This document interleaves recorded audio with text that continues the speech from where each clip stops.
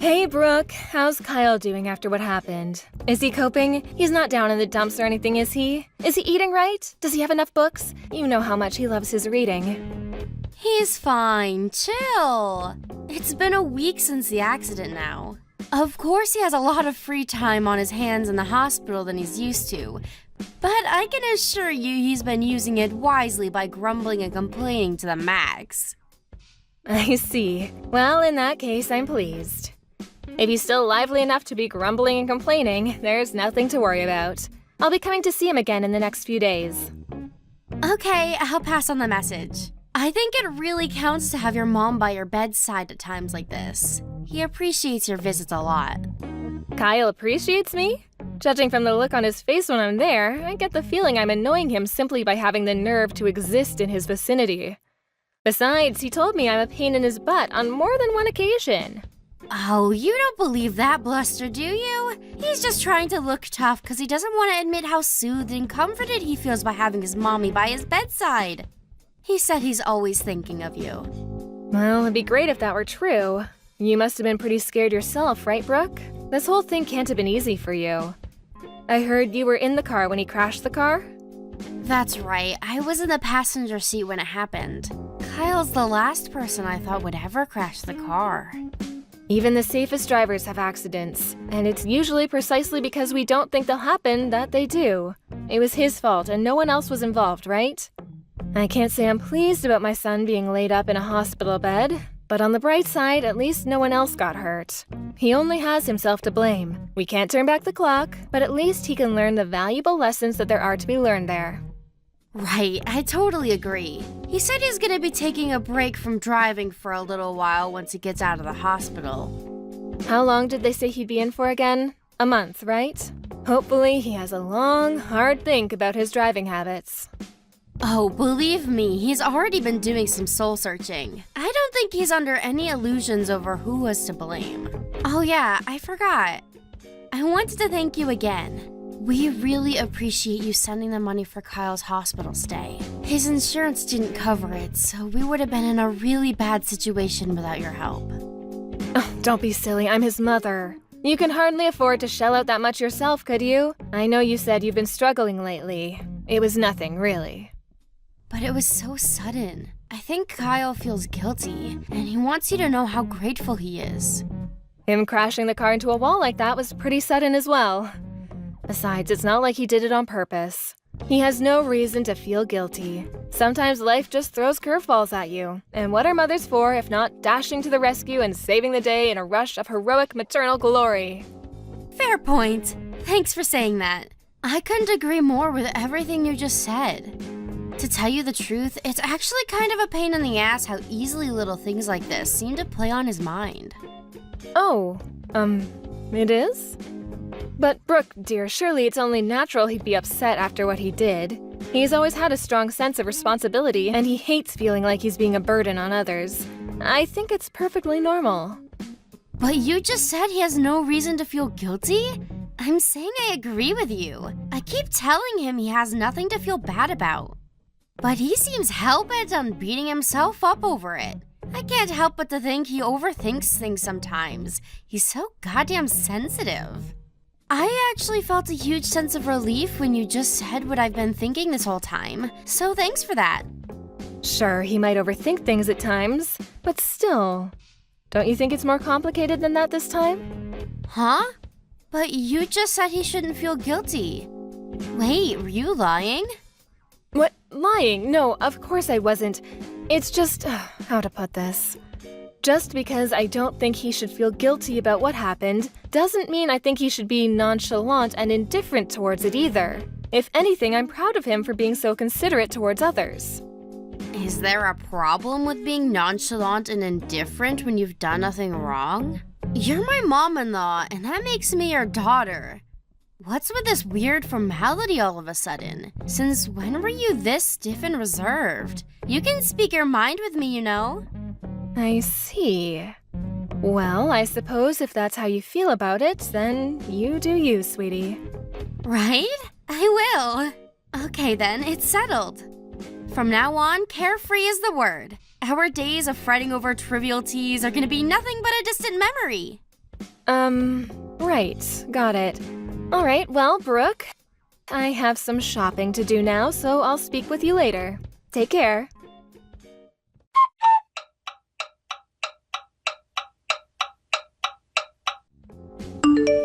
Mom, please can you lend me some money? We're in the mother of all pinches here. You're the only person I can rely on. Oh, Brooke, please, would you stop doing this? You asked me the exact same thing last week. I made it very clear that I wouldn't be giving you anything. Why do you insist on doing this? I know I did, but Mom, we're really in a pinch here. Like really, really, really. Anyone would think I was a stranger, not your freaking daughter-in-law. Surely you should be more sympathetic towards our situation. Why you gotta be so heckin' frosty? Listen to me, Brooke. If you're genuinely in trouble and need help, of course I want to be there for you. Well, in that case, why won't you? You're contradicting yourself a little here, you know? How many times do I have to say it? We're genuinely in trouble. Our situation is desperate. When you say genuinely in trouble, do you remember the previous reasons you gave me for saying you needed me to lend you money? Yes, of course I do. We're struggling to stay afloat financially. Because vegetable prices have been going through the roof lately. Right. And the month before that, it was because the gasoline prices had gone up. What was it the month before? I forgot. Oh, yes, the electricity bill was soaring, right? I don't remember well either. But probably that. Everybody knows the cost of living has been going through the roof lately, and normal hardworking folks like us just can't get by as easily as we used to. Probably that. I see. Anyways, let's forget about that for a moment. What I wanted to ask you is, why don't you understand how unreasonable it is to come begging me for money every time your living expenses go up? How is that unreasonable? You're right, I don't understand at all. We're your family, and we're in trouble. You're the one who said it was your job as Kyle's mom to dash to the rescue and save the day when life throws curveballs at us. Surely helping us at times like this is the decent, moral, and obvious thing to do? It's not that I don't want to be there for you. The problem is that every time you ask for money, it's for the smallest, pettiest things. Think about it. If I have to come to the rescue every time your outgoings go up slightly, it'll never end. Kyle's got out of the hospital and went back to work months ago. It's not like you two are on one salary anymore. I never heard anything about either of you taking a pay cut either. Look, dear, I know we're in a cost of living crisis, but how can you suddenly be in the mother of all pinches just because cucumber prices went up? Surely, if you two do some brainstorming together, you can figure out a way to get through this somehow. I'm asking you precisely because we can't cope without your help. Why won't you believe me? You're horrible. You lent us money without so much as a single complaint before. What changed? I sent the money back then because my son had been in a car accident. That was an emergency. Surely you see the difference between a car crash and the things you're asking me to open my purse for every month these days? I get that. Look, I don't know exactly how much Kyle brings home every month. But you've never had any problems like this until recently, so I could ask you the same thing. What changed, Brooke? You'll be fine if you just tighten your belts a little. You know, like eating out less, canceling things like Peeps Flick subscriptions, making sure the lights are turned off, that kind of thing. This is hardly rocket science. It must be nice to have the luxury of saying all these things from a position of complete financial security. Life isn't so easy for us mere mortals, you know. Yes, that's right, I know. You're sitting on a tiny little nest egg in that savings account of yours, aren't you? I see. I take it you heard from Kyle? He let it slip after he had a few beers the other night. I'm pretty sure he didn't mean to tell me. It's real nice to know how trusted I am in this family. Like, geez, thanks for sharing, Mom. Anyway, if you have so much money, what's the issue with lending us a few cents here and there to help us get by when times are tough? Why does it have to turn into this big drama? Just quit complaining and hand over your bank card already. You do know that my savings and your household finances are completely unrelated, don't you? Just because I have money does not mean I'm obliged to give it to you. What kind of logic is that? Besides, if you're really in as much trouble as you say you are, Why are you the only one who ever comes begging to me like this? If times are so tough, why haven't I heard so much as a word out of Kyle? Duh, isn't it obvious? He's way too proud to admit we're struggling. How's he supposed to feel like the man of the house if he has to beg his mommy for pocket money? In that case, you won't have any problem with me confirming all this with him directly, will you? You know that your finances are in such dire straits that you have to beg your mother-in-law for money several times a month? Oh, come on. There's no need to do that, and you know it. That's just mean-spirited. Think about how it would make your son feel. The bottom line here is that you need to learn to overcome life's challenges by yourselves. If you rely on others at the first sign of trouble, not only will you have no problem-solving ability of your own, but you'll be finished as soon as the support dries up. I have absolute faith in you both to get through this and to become stronger people for it. If you accept and understand all of the above, and you still say you're in desperate trouble, I'll be here for you. But just because we're not at risk of being homeless this week doesn't mean we're not in trouble. Do we have to be on death's door before you start caring about us? You know, all of this time you spend asking me for money could be spent figuring out how to improve your situation. Less talk, more action. First, do what you can. If after that you tell me you're still hopelessly in trouble, I'll consider helping you after discussing things with Kyle. Fine, I understand. Sorry for being so persistent. Don't worry about it. I'm grateful for your understanding. I understand things aren't easy for you right now. But you can't go through life relying on others all of the time. If you did, you really would end up in the mother of all pinches when no one was there to save you.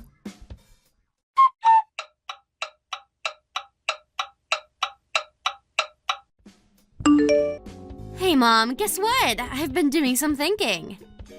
Brooke? What's this all of a sudden? Have you had some kind of religious epiphany? What have you been thinking about? Remember how you scolded me before for asking for money? Well, you gave me pause for thought, and I've pondered long and hard on the matter. So anyway, I'll get right to it. I have a suggestion. Hear me out. I hardly scolded you, dear.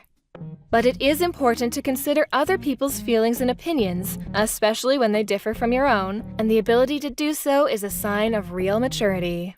The fact that you took the time to seriously think about what I said makes me very happy. Cool, thanks for saying so. Okay, well, I'm ready for it. The suspense is killing me. What's your suggestion? So, you have a lot of savings, right? But you told me it was no good for me and Kyle to rely on your money unless in case of emergency, right? That's right. We might be family, but that doesn't mean we shouldn't have boundaries, and relying on others all the time isn't good for anyone. On the other hand, it seems like such a waste for you to keep all that money to yourself without putting it to good use. Excuse me? Forgive me, Brooke. Maybe I'm misunderstanding you here, but by any chance has the subject changed? Nope, we're still on the topic. Just bear with me. I'm building up. Where was I? Oh yeah, you said it yourself. It's no good to rely on others too much, right? That's why I think we should move in together. What? I'm sorry, but I don't understand this at all. What on earth led you to that conclusion? Think about it. If we move in with you and we all live together, we'd all be on the same team. You lending us money wouldn't count as us relying on others anymore. It wouldn't? That's right, it wouldn't. And actually, scratch lending. If we all lived under the same roof, there would be no our money or your money because we'd all be contributing to the same pot. Your money would become everyone's money. I can't believe I didn't think of it sooner. Let's do it. Let's live together. Hold your horses, Brooke, please. Don't you see how absurd what you're suggesting here is? I don't understand your logic at all. No, I can't and I won't. It's not happening. Why not? Surely living with us would give you more peace of mind, too. Ah, that's it. You're worried about the housework, aren't you? No. Not wanting my son and daughter-in-law to move in with me has nothing to do with the housework. Do you have no inkling of how ridiculous what you're asking me to do is?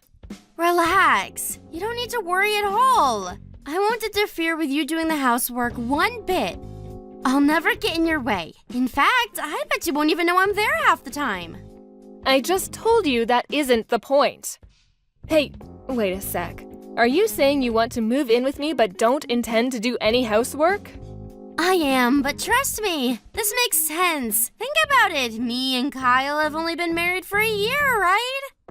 Which means I'm still learning the ropes as a housewife. There's still a lot of stuff I'm not sure about, and a lot of things that don't come naturally to me yet. You, on the other hand, are a veteran with decades of experience.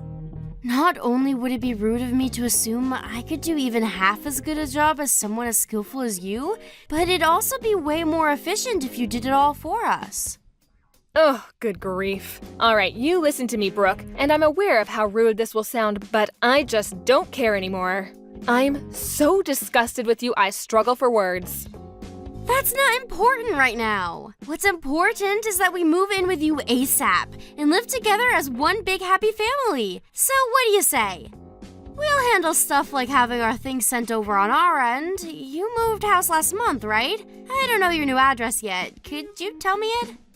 This conversation is pointless. There's no getting through to you. I take it Kyle is aware of this little scheme of yours. I'll discuss the matter with him directly. What are you talking about? Kyle doesn't know anything about this. Wait, what? Are you being serious? You're talking about moving house and your husband doesn't know? Yep, that's right. To tell you the truth, the idea only just came to me and I got excited. I just had to pitch the idea to you straight away. But relax, it's fine. I'm certain Kyle's gonna be on board with it. He's smart after all. Wow, Brooke, wow. Were you always like this? I don't even know how to respond. But I do know one thing. How arrogantly and selfishly you're behaving right now only strengthens my resolve not to let you move in with me. It is not happening. What the hell? Your daughter-in-law's telling you she wants to move in with you here. Anyone else would be pleased. I'm not so sure about that. Anyway, there's no point in carrying on this conversation if Kyle doesn't know about what you're doing. I'm going to go speak with him directly. I have nothing more to say to you.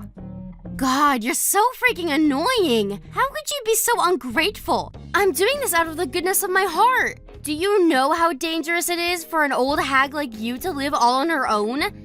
We're moving in with you, so hurry up and tell me your address. Oh, today has been an unusual one. Who would have thought it's possible to be this disgusted with a single person so many times in one day? It's actually impressive. Stop talking nonsense and accept my very kind offer already. You think I've got all day to be wasting on this stupid conversation? Some of us have jobs to work and finances to worry about, you know. Calm down, Brooke. Deep breaths. In, out. You came at me like such a whirlwind I didn't get a chance to tell you this. But I already live with someone, so unfortunately, I'm not going to be able to take you up on your offer. You're better off just forgetting the whole thing. Huh? You're already living with someone? You never told me that. Who is it? Since when? Why wouldn't you tell me something so important? Isn't it obvious? Who would I live with other than my family? My second son and his wife, of course. You're right about me moving house last month, but it wasn't to be on my own. I moved in with the two of them. I wasn't lying when I said you couldn't move in with me, you know? What you're suggesting is literally impossible. What the? No! How dare you be so selfish? Do you have any idea how much trouble this puts me and Kyle in? We need your savings! Undo it! Get out of their house and move in with us! You can't be serious. I know you know that's not going to happen. I knew that was what you were after all along, by the way, but it's at least nice to hear you admit it. You'd stop at nothing to get your claws into my money, would you? As long as I know that behind every word that comes out of your mouth lies nothing but an insatiable desire for my money, I have no reason to talk to you. Not now, not next week, not ever. If that upsets you, I suggest you go off and cry into your pillow alone because there's nothing you can do to change my mind. You just hold on a goddamn freaking minute! I'm not done speaking yet! I'm terribly sorry, Brooke, but I'm busy. Me, my eldest son, and his wife are all going to a hot spring resort today. Gotta go. Bye. A hot spring resort? Now? Right now of all times? You cannot be serious. Ugh! Mom! Are you there? Mom! Mom!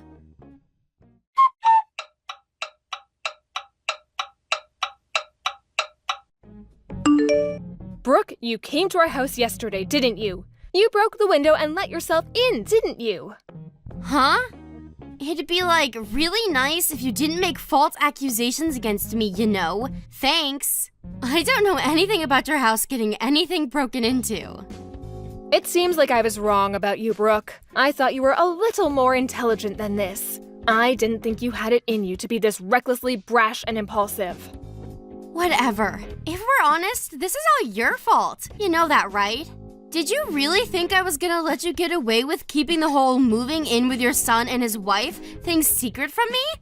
If you'd have just kept your mouth shut and given me your bank card like anyone with half a brain would have done, you wouldn't be in this mess. Regret won't get you anywhere now. You dug your grave, now lie in it. I couldn't agree more. It really was careless of me to tell you I moved in with my second son. I've been a fool. Wow, you're self-aware? I suppose you'd be a total lost cause if you weren't capable of self-reflection at your ripe old age. Let's face it, you're not as young as you used to be. If you'd have waited any longer, you might have kicked the bucket without realizing what a gigantic moron you are. You're right. Thanks for helping me notice, sweetie. You see, I'm so grateful, but I want to give you a little something by way of thanks.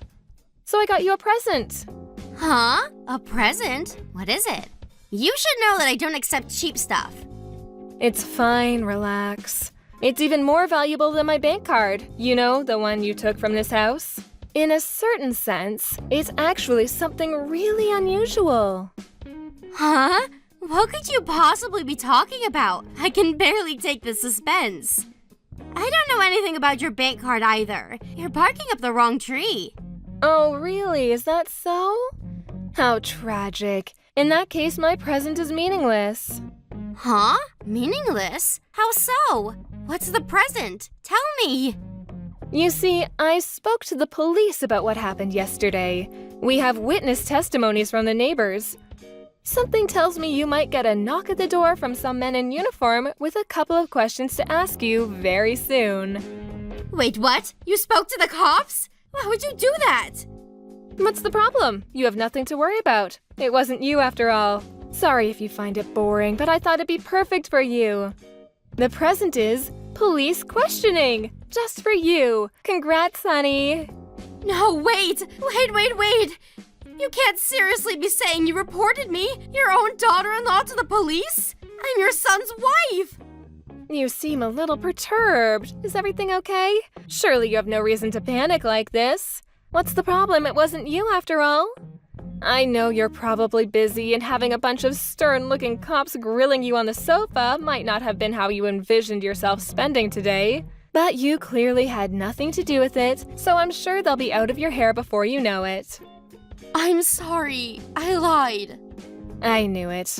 So it was you? Yes. I was so mad about the whole moving in with your other son thing. I wanted to get back at you somehow. I'm sorry. Please forgive me. I see. It's fine. Relax. You have nothing to worry about. I told you, right? This is a present. How can I relax? I might be about to get arrested here. And how the hell does calling the cops on me count as a present? It's a present because I am very kindly giving you an opportunity to reflect on what you've done and become a better human being. So why don't you have a long, hard think about your behavior and fix that rotten personality of yours?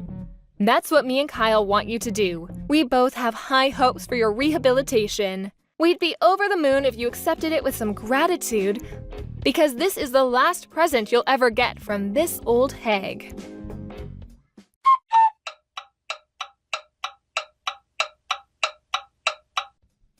After that, my shamed daughter-in-law was taken away in handcuffs by the police in front of a crowd of very shocked neighbors.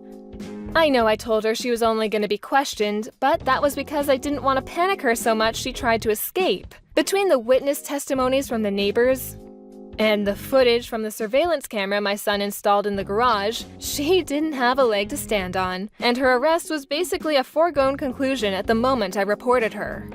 My son Kyle divorced his criminal of a wife as soon as he found out what she'd done. I hope she uses this as an opportunity to reflect, but I'm not holding my breath. Me and Kyle are praying that she uses this whole situation as an opportunity to change her ways and become a better human being, even if just a little. That said, even if she does repent and change her ways, even if she becomes a shining bastion of all that is good and virtuous, we'll never know because she's no longer a part of our lives. She can get by on her own now. Hey, Amelia, I finished work. I'm gonna head home pretty soon. Is there anything ready to eat? Okay, great. Yeah, dinner is already cooked and ready. Are you going to eat as soon as you come home? No. I guess I'll have a bath and clean up first. Could you fill it up for me so it's ready when I get there? No problem, I can do that. By the way, about our trip. Were you able to get the days off that you wanted? Yeah, I did. No problems on that front, at all. I mean, I did have to push it a little bit to the boss, but at the end of the day, time off is time off. I can't say no to everything. Oh, that's good to hear. Lisa has been looking forward to it for so long as well. She would have been so upset if we had to cancel the trip. It is her first trip with us after all. We haven't had the chance to go all the three of us together. Everything just got so busy after she was born. There simply hasn't been the chance for us to get away. She is just dying to go. I'm also excited to go on a trip for the first time in so long. I'm glad you were able to get those days off. My parents are excited too. Looks like Mom has picked all the places she wants to go to while we're away too. I'm really grateful to your parents. I mean, they are footing the majority of the bill this time. I don't think we would have been able to afford this trip if we had paid for the entire thing alone. Me neither. They're really helping us out big time here. Make sure you say thanks properly. Of course I will. But why are you acting like it's only me that needs to? Well, I am their son after all, so it's fine. Plus, the house we're living in right now is technically theirs too. I know that. You don't need to tell me. That's why we're getting them a present. Which was my idea, by the way. Yeah, okay. Did you get the present already? No, not yet. We still have enough time before the trip. The day before we leave is the best time. Besides, you said you would come with me to buy it. Really? I said that? Yes. Lisa's going to the movie with her friend's family that day, too, so we don't have to worry about one of us staying home to look after her. We talked about this before. Oh yeah, I remember now. Sorry, I completely forgotten about it. Come on, Tyler. You can't be forgetting important things like this. I won't know what's a good present or not if I go by myself. I need you to help me choose. You know them better than I do, after all. Okay, I got it. I wake up in time, let's go together. What do you mean, if? You made a promise, so keep your end of it. It's not that I don't want to go with you, but I have to drive and pick my parents up the following day. So if possible, I'd like to relax a bit the day before. I get what you're trying to say, but... Okay, fine. But I'm going to send you some pictures, so at least tell me what you think, okay? Okay, got it. I can do that, no problem. The train's about to arrive at the station. Okay. Be careful on your way home. Lisa and I are waiting for you.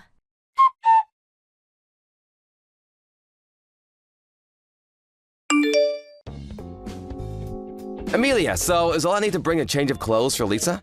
Or is there something else I need to bring? Thanks, Tyler. But could you also bring a change of clothes for me too? For you too? Are you planning on staying the night there too?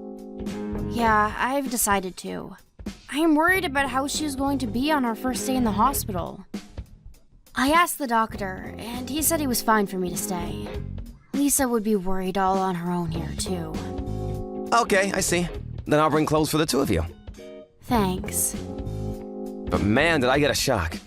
Getting that phone call out of nowhere telling me that Lisa got hit by a car? I don't know what to think. They say she ran out onto the street while she was with her friends in the park. She was with some older kids and their mom, too. It seems like the mom was a bit careless and wasn't watching them properly.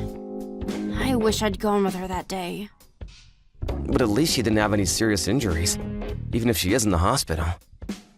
Yeah, you're right. Luckily, the driver of the car was able to hit the brakes in time.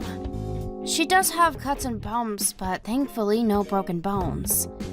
She also only has to stay in the hospital for a few tests, just to be sure. But everything is all fine. There's no point thinking about what's happened already. It can't be changed. I know that, but even so, it's hard not to think about what would have happened if I had gone with her. She might not be in the situation at all. Aren't you worried about her at all? Of course I am. But like I said, the accident happened and we can't change anything by grumbling about it. And since she didn't get hurt too badly, she can still come on the trip with us, right? What? There's no way she can. Why not? Even though her injuries aren't that serious, she still needs some tests to make sure everything is okay. I just told you that. But isn't she gonna get let out tomorrow? No, they want her to stay for almost a week. And not just that, she's still only a little kid. She needs to rest after something like this happens. She might even have some kind of trauma from this. Going on a trip is completely out of the question. Oh, I didn't realize she would be there for that long. I guess it can't be helped then. Well, then the two of you hold down the fort. I guess it's just my parents and me then. What? Tyler, hold on a sec. You can't seriously be thinking about still going under these circumstances. Why not? Everything is booked and paid for already. It would be a complete waste if the entire trip got canceled. So those who are able should still go. It's better just to cancel. But we paid a lot for this trip. It's too much of a waste. Plus, my parents have been looking forward to the trip. I'd feel bad if they also couldn't go because of us. This isn't about that. And if anything, you should feel bad for Lisa, not your parents. She was super excited for the trip, and now she can't go because she was hit by a car. And on top of all of that, now you want to leave her behind and go on the trip anyway? Poor Lisa. Imagine how she would feel if she heard that. It's not like we're leaving her behind. She just can't go because she's in the hospital. Lisa is old enough to understand this at this point. She's still in elementary school. There's no way she could understand why she's being left behind. Even if that is the case, I've already made up my mind to go. There's no way we're missing this.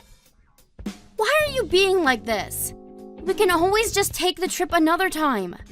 And your parents will understand that this is a serious situation. But why waste this opportunity? I had to take time off of work for this too, remember? Anyway, I don't need your permission. I'm going no matter what you say. Are you really being serious about this? Of course. That's how it's gonna be. I'll still bring you at least your clothes though, so don't worry about that. Did you end up buying a present for my parents? Yeah, I did. I left it at home. Okay, then I'll give it to them for you. Look after yourself and Lisa while we're gone.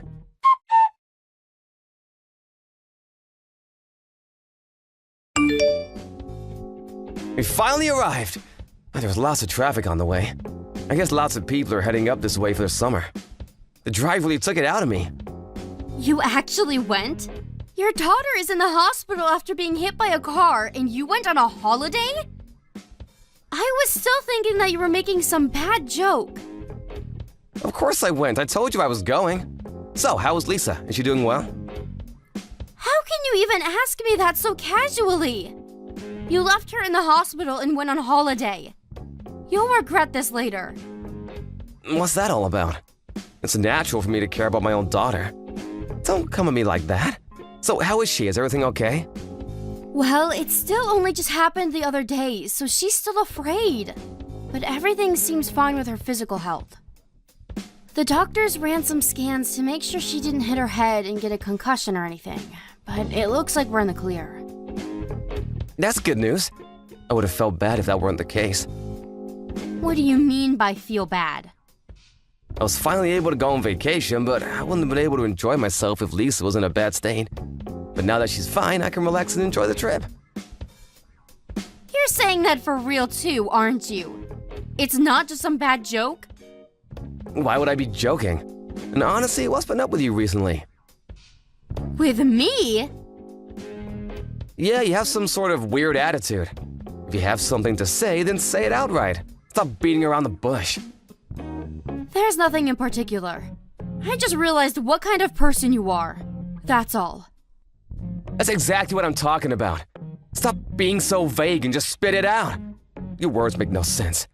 Just be clear with me, okay? Thanks for the advice. But don't worry. I'm just in a bad mood right now. I think I'll be fine the next time we see each other. Why are you in a bad mood? Is it because you couldn't come on the trip? It couldn't be helped though, right? That's just how things happened to work out this time round. Yeah, you're right. The situation couldn't be helped. So you understand then, don't you? What am I supposed to understand? I just told you to stop being so vague. It doesn't mean anything particularly deep. What are you on about? Well, whatever. The others are waiting for me. I'll talk to you later. Hold on a second. What is it? I'm in a bit of a hurry. Are you really okay with what you said earlier? You won't regret it later? Yeah, I won't regret it. Is that what you wanted to hear? Is that what you wanted to hear? Yeah, that's fine, thanks. I really don't get what you're talking about, though. Anyway, look after Lisa and say hi to her for me. Make sure to have enough fun for the two of us. Right, have as much fun as you can. It is your last trip after all. My last trip? I don't see why that would be the case. Next time, we'll all go together.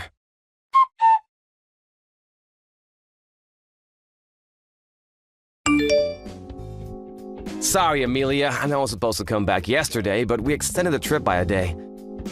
It's fine. I guess it must have been a really good trip if you wanted to stay even longer. I wouldn't really say that. It's just that my parents were basically begging to stay for just one more night. They offered to pay for it as well, so what could I really do? Is that why you stayed longer? Didn't you have fun yourself? Of course I did. But Lisa is still in the hospital. I was worried about you guys. I really was. Really? But you were still able to have fun, right? So, that's all good then. I guess so. I hadn't been on a trip with my parents for a long time, so it was pretty enjoyable. Oh yeah, I brought you guys some presents. Really? Thanks. I'm sure Lisa will be happy too. It was the least I could do. By the way, it looks like you're in a better mood now. You can tell? Yeah, I guess my mood has improved a lot. I thought so. That's good to hear. You seemed really off on the first day that I left. I was really hoping you wouldn't still be like that when I came back. Did something good happen? Yeah, actually, it did. With Lisa getting into the accident, it really seemed like nothing good would happen after that. But something good finally happened too. It really made me feel much better. Wow, that much? So what happened then? I'll tell you about the trip later. So, tell me about what happened while I was away. Sure. So, you see, I decided to file for divorce. Wait, what? Who's getting divorced? You and me are. What are you talking about? You're joking, right? Why would we get divorced? Nope, it's not a joke. Plus, I talked to your parents, and they decided to let me and Lisa have the house. So you need to pack your things and get out by the end of the day. Although, there isn't really anything of yours left to pack. I really don't understand what you're talking about. My parents let you have the house? None of my things are there anymore? None of that makes any sense. It means exactly what it sounds like. It isn't too complicated.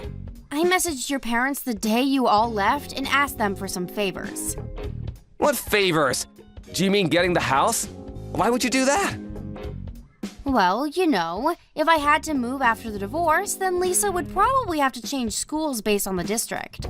And she just started making friends at her school, so it would be sad to have to move her elsewhere, right? That's what I'm asking you. I'm asking why I'm getting kicked out of the house all of a sudden.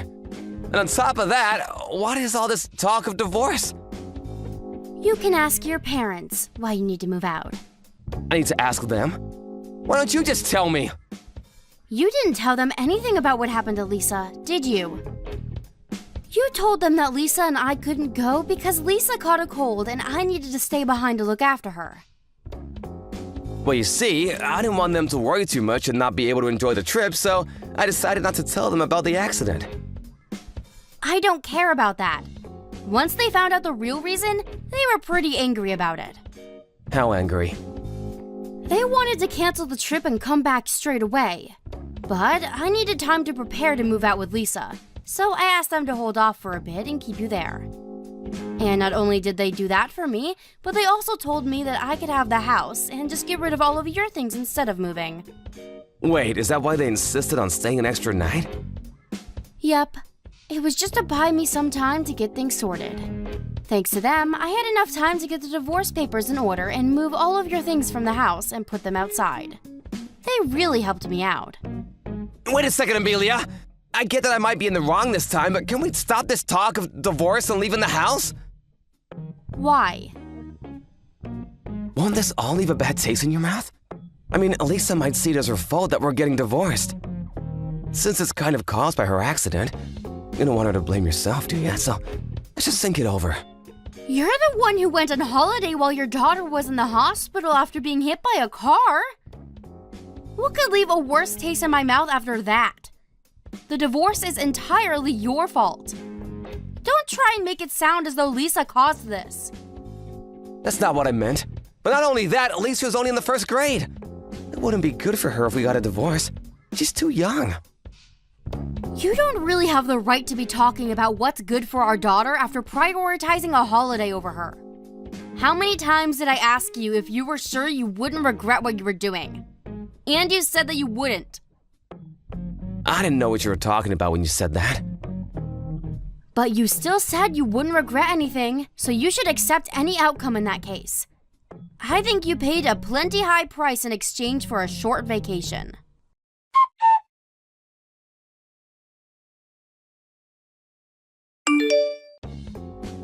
Afterwards, Tyler and I got divorced as I wanted. We were also able to settle on a good alimony so that I could look after Lisa on my own. Although I told my in-laws that I couldn't just accept the house for nothing and would pay them back for it in installments, they refused. They said that not only have they had a very high opinion of me up until now, but they also felt some sense of guilt because of what their son did and wanted to help me in any way they could. I did try to fight them on it and said that it was too much, but they reminded me that it wasn't just for me, it was also for Lisa. I would do anything to make sure that Lisa has the best upbringing she can, so I finally agreed. The only condition that they had was for me to try as much as possible to create a home where Lisa didn't feel that she was being raised by only one parent. Of course, I would have done that regardless. I'm sure there will be many difficulties ahead, but for Lisa's sake and to repay the kindness my in-laws have shown me, I will work as hard as I can to make the best home possible for my daughter. Hey Violet, how's it going? You got a minute? Mind if I talk to you about something? Nora? Sure, I'm free. What's up? I've been doing some thinking, and it's your mom and dad's 50th wedding anniversary this year, right? I wanted to speak to you about it. You see, we've got a little idea we wanted to pitch to you. Oh, is it? I must have forgotten. Yeah. Anyway, your mom and dad have always been good to me. They're the best in-laws a girl could hope to have, and I feel lucky to have them in my life. So me and Jason have been talking, and we decided we want to splash out to send them on a holiday somewhere nice as a huge once-in-a-lifetime anniversary present. What do you think? Sounds fine to me. Do what you like. I really couldn't care less. Why are you bothering me about it? Well, we were wondering if you'd help us make sure that they have a great time. We want it to be a holiday to remember. You mean you want my money? Well, I wouldn't put it so bluntly, but we were hoping you might contribute a little something to the holiday fund. No chance. You're free to do what you like, but don't try dragging me into things by begging me for money. I'm not begging you, and we're not trying to drag you into anything. We just thought it'd be a nice idea if we could celebrate this together as a family. You're their daughter after all. Besides, I heard they paid for the deposit on yours and my brother's house. What better way to thank them for being such amazing parents than to send them on a trip of a lifetime for their golden wedding anniversary? The deposit? Phew, it was only a measly $20,000. They hardly broke the bank. Fine, okay. Would you at least mind riding in a cart for them? If you could, it would be amazing if you could ride them one from little Mikey too. They'd be over the moon to get an anniversary card from their favorite grandson. You know how much they dote on that boy. If that's all you're asking, then I guess I don't mind riding in a card. Mikey can write one himself though. He's 11, you know. Thanks so much, Violet. But let me make one thing clear. You're not getting a cent of my money unless you pry it from my cold, dead hands. Why would you waste money on something like that? You must be mad. Something like that? This is your mom's and dad's golden wedding anniversary we're talking about here. They've been together for 50 years. They've always been so good to you, and we'll never get the chance to do this again. I couldn't care less. What's so special about him being married for a long time? What, do they want a medal? Geez, Violet, they're your parents. Besides, you're always buying luxuries like branded clothes, accessories, and perfumes, right? Would it really hurt so much to part with a little of that money to jet your amazing parents away for the anniversary trip of a lifetime? We're not asking for much. It'd be nothing in comparison to the designer goods you buy. Who the hell do you think you are? You've got some nerve to speak to me like that. If you were trying to piss me off, you've succeeded. Remember when your dad got hospitalized after his car accident? Not only did you not contribute when we all chipped in to pay his medical bills, but you didn't even visit him. In the end, besides your mom, me, and Jason were the only ones who were there for him, physically, emotionally, and financially, while you barely lifted a finger. What's the problem with that? Jason's the eldest son. It's the eldest son's job to step in when his parents are in trouble. What did you expect me to do? Give me a break. But you literally did nothing. That's not normal. You couldn't even bring yourself to visit your seriously injured dad in the hospital, no matter which way you spin it. What you did was messed up. Not only that, but you and your husband have way more money than me and Jason. The fact that you were in the best position of all of us to help out and did nothing says it all. Sure, we have a lot of money. My husband's a top executive at a major global company. What of it? What are you saying? That us being rich and successful means that you have a right to our money? That's laughable, pathetic, poor people logic. We are not a charity. Wow, I see. Fine. You know what? Forget it. To be honest, we were pretty certain you wouldn't help us before we even asked. I only messaged you just in case you changed your ways since we last spoke, but I see now that would take a miracle. It's plainly obvious that you're only begging me for money because you have none of your own. This is all just a ploy to pull at my heartstrings, isn't it? How about you stop pretending you're not poverty-stricken losers and just admit your status as miserable bottom feeders? Anniversary holiday fund? Don't make me laugh. You're the last people who have the financial freedom to be paying to send other people on holiday. That's not true. Me and Jason can afford it if we pool our savings. Maybe so, but something like this must be very expensive for a low-income family like yours. Tell me, Nora, what's it like being a peasant? I imagine it must be terribly difficult to get by. I heard you use discount coupons at the supermarket. Can you imagine anything more tragic? What's wrong with using discount coupons? What's wrong? What's right? Think about it. You spend your time saving up scraps of paper to get measly $1 discounts on what was already cheap peasant food to begin with. Maybe if you'd spent your time studying and working hard to succeed in life instead, this unfortunate situation could have been avoided. What a pitiful existence. I could never live like that. I believe it. I heard all about your extravagant spending habits. You spend 3 hours at the salon every day. You dine at fancy restaurants like you're a member of the global elite. And you wouldn't be seen dead without your Peepsio Armani clothing and perfumes. How does your husband feel about you wasting his money like that? Does he never say anything? Why would he care about any of that? It's pocket change to him. When you're as rich and successful as we are, your sense of money changes. Let's say we have a little more leeway than the likes of you and my brother. My husband could care less about the occasional luxury here and there. I could be wrong here, but something tells me that just because he's away in Seattle on a company transfer doesn't mean he's okay with you blowing his hard-earned money on frivolities. If you're trying to start a fight with me, you're going the right way about it.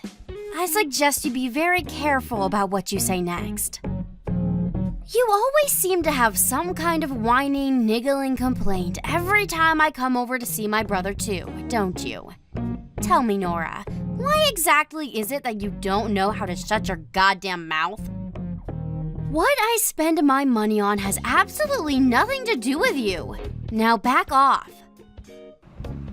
Jason's sick and tired of your shenanigans too, you know? You're the most selfish, egotistical person either of us ever met. You genuinely think you can do whatever you like as long as it makes you happy, don't you? 'Cause screw the other people and their feelings, right, Violet? Right? I think I finally get it. This is your inferiority complex speaking. The desperate attacks of a jealous brokey. Excuse me? You're jealous of me and my luxurious lifestyle, aren't you? Admit it. I can read you like a book. That's why you come at me out of nowhere, frothing at the mouth like some rabid attack dog. Poor people make me sick. Have you no shame? Do you have no notion of how despicable it is to pester people for money like this? Or do you just not care? I've had enough of this. Your views on the world are too twisted for me to have any kind of meaningful conversation with you.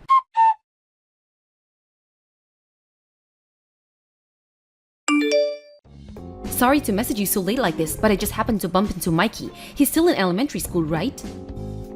Yes? Why? What do you want? I just saw him outside alone walking the dog. It's really late. Should he be out on his own this time? Don't you think it's dangerous? Relax, he does it all the time. He's used to walking the dog. There's nothing to worry about. And sure, he may be in elementary school, but he's in the 6th grade, and it won't be long before he moves up to junior high. But it's past 10 p.m. I get that it's not a bad neighborhood, but you still sometimes see the occasional creep. Do you think it's a good idea for him to be out alone at night? It'd be dangerous even for a junior high or high school kid at this time. Creeps? Don't be ridiculous. You can be such a drama queen. Besides, even if something did happen, the dog would protect him. Seriously? Your 12-year-old chihuahua is going to leap into action and defend your son from some marauding weirdo? I'm telling you, it's fine. You worry too much. Kids these days are so independent, they stay out much later than they did when I was a little girl. I can assure you, you don't need to concern yourself with my son's dog walking routine. Is this why you're so poor? Because you spend your time poking your nose into other people's affairs instead of making money? Forget my financial situation. Look, couldn't you have him go out earlier, like in the daytime? Why do I have to control every aspect of my boy's life? It's his own fault for not going out earlier. I'm not his prison guard. If he must go out at this time, at the very least, couldn't you have gone with him? I'm busy. Anyway, it has nothing to do with me. My son's in charge of all things dog-related. He's the one who said he wanted a dog, so it's only right that he takes care of it. The pooch is Mikey's responsibility. Please, Violet. Will you at least consider the possibility that it might not be safe for an 11-year-old to be out on his own at this time of night? If you're not willing to stop him doing it, will you at least let me go with him? It's not just girls that get targeted by creeps, you know? You hear about this kind of stuff in the news all the time. Do what you like. Phew, okay, thanks. I will. I'll let Mikey know he's gonna have some company. Good grief, you're so soft on that boy. I wonder if it's because you have no kids of your own. I suppose it only makes sense that you'd know nothing about raising children, but I do at least wish you wouldn't pester me with trivialities like this. Your son's safety is triviality? Lord, give me strength. Anyway, even if I don't have kids, I know full well how dangerous it can be for a child to be out walking on their own late at night. It's not my job to interfere in every aspect of my son's life. How on earth do you expect him to grow into a disciplined, independent young man if he can't even be trusted to walk the dog on his own? I guess you always did have a tendency to look the other way when it came to Mikey, huh? Good grief, woman. Quit your complaining already. By the way, where did you end up deciding on for my parents' wedding anniversary holiday? We spoke to them about it, and they said they really wanted to go to a hot spring resort. We did some research on the best spots in America, and we're thinking of sending them to a famous resort in California. Oh, that close? You could have at least sent them further away. Are you aware we live in Washington, my dear? They'll barely feel like they've moved.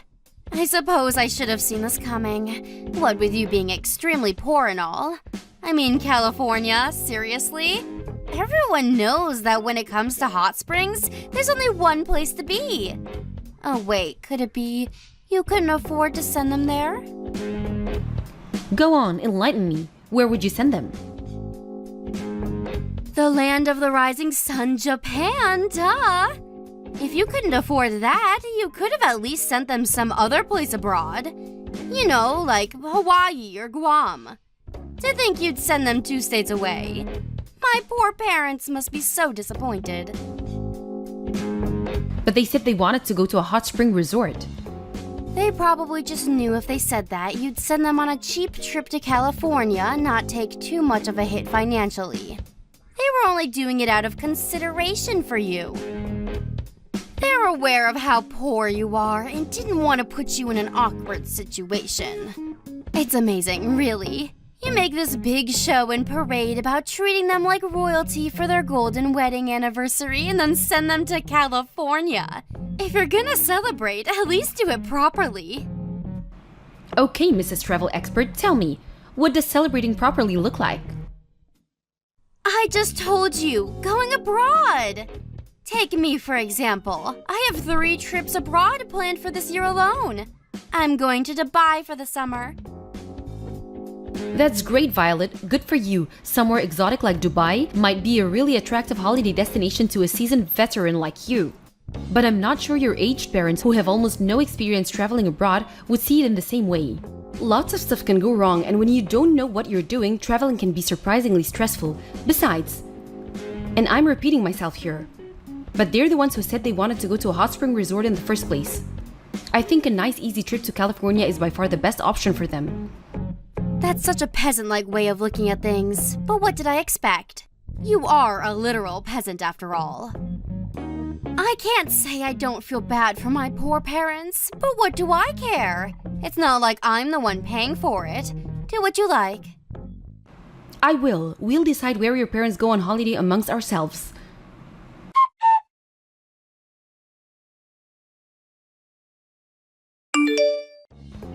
What the hell's going on here? I could ask you the same thing. What the hell do you want? When I went to the supermarket just now, I passed through your neighborhood. The supermarket? Oh no, you don't mean that budget supermarket for poor people a few blocks away, do you? You went again today? Are you gonna spend your whole summer vacation trading in poverty coupons for discount peasant slop at that shabby supermarket? I hesitate to call it a supermarket. Poop market would be more appropriate. Hilarious, Violet. Well done. There's absolutely nothing wrong with buying food with discount coupons at a bargain supermarket during summer vacation, and that's a hill I'm willing to die on. Forgive me. I should have known you can't afford to go on holiday. I see you're just as broke as ever. I know it might seem like I'm harsh with you sometimes, but to tell you the truth, I actually feel sorry for you. You feel sorry for me? At least I'm not such a scumbag I'd leave my poor son on his own while I jet off on holiday. Huh? Mikey was sat all on his own on your front porch. He was sat shivering in his tattered, worn-out clothes while cuddling the dog for heat. He said he was waiting for you to come home. Apparently you told him you were going to work. You saw Mikey? What on earth were you doing at our house? I won a toy car from a lottery event I got entered into with one of my coupons. I thought Mikey would love it, so I stopped by to give it to him. I didn't want to disturb you, so the plan was just to leave it on the front porch for him to find. That's when I found him sat there all on his own. I could barely believe my eyes. Oh, I see. Well, give him the toy and get lost. You don't need to worry about my son. I thought you were supposed to be going away for summer vacation as a family. Why did you leave Mikey on his own? Not only that, but you lied to him and said you were going to work, so he thought you'd be back soon. What the hell do you think you're playing at? This is unacceptable. Who told you we were going on holiday as a family? Seems to me like you just assumed it based on nothing. If you must know, I'm on holiday with my friend. The only reason I told Mikey a little white lie is so he'd watch the house without kicking up a fuss about not being able to see me for a while. What? You intentionally deceived your son and you see no problem with that? Sure, as soon as I mentioned work, he just gave in and accepted. If I'd have told him I was going on holiday to Dubai with my girlfriend, he'd only have gotten jealous and thrown a tantrum because he wanted to come. I can't believe you. How long has it been since you left for Dubai? Have you no shame? How could you leave your 11-year-old son on his own like this? Take a chill pill, sweetie. He's more than capable of watching the house on his own at his age. Maybe, just maybe I could understand if you left him for a single day if you had urgent business to attend to, but to leave him on his own while you fly aboard to go on a freaking holiday? Who does that? Does he at least have enough food or money to buy some? He was absolutely starving when I found him. I'm sick of your incessant whining. Would you put a lid on it already? Of course he has everything he needs. What do you take me for? Oh, I don't know. The kind of person who leaves their son on his own to fly halfway across the world to sunbathe with her girlfriend? Besides, I know you're lying. He asked me to look at the inside of the house. It was hard to see anything beyond the mountains of maggot-infested garbage, and I definitely didn't see anything resembling money or edible food. Who do you think you are? How dare you enter my house without my permission? I'm taking Mikey back to our house. The dog too. I'm gonna run him a nice warm bath and cook him some supper. He doesn't look like he's eaten anything in days. Quit sticking your nose into my family's business! You'll do no such thing! I'm not listening to a word you say. I feel so sorry for Mikey. I can barely bring myself to look at him in this state. His clothes are worn out. His face has no color. I've seen healthier looking homeless people. Don't worry about us. Just carry on enjoying your precious holiday. I wouldn't want you getting an uneven tan on my behalf. Goodbye.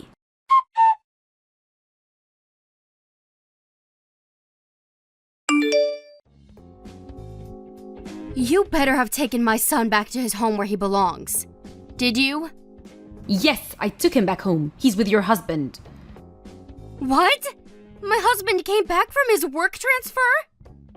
Little Mikey was in such a horrible state, I had no choice but to call him. When I explained the situation, he apologized and said he'd be on the next flight home. I didn't have his number, so I had to call your mom first. No! No!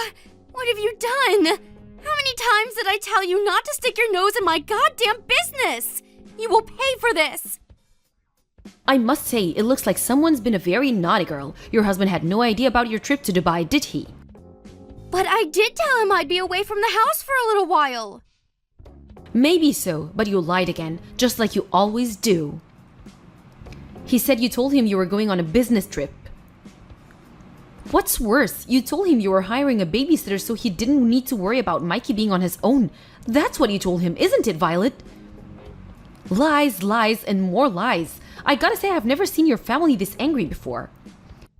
No. I didn't mean to hire a babysitter. That wasn't a lie. But she canceled on me at the last minute. That dumb girl. None of this would be happening if she'd just done her job like we agreed. I had no time to find another one, and my flight was due to leave, so I had to leave Mikey to watch the house on his own. You didn't have to take him like that. He's used to watching the house. He would have been fine without your meddling. He was starving, Violet. He said all he had left to eat was some candy that he was rationing because he had no idea when you'd be back. Him shivering on the porch cuddled up to the dog like that was the most heartbreaking thing I've ever seen. How could you do that to your own son? I told you I left him some food. He probably just ate it all on the first day. That's hardly my fault.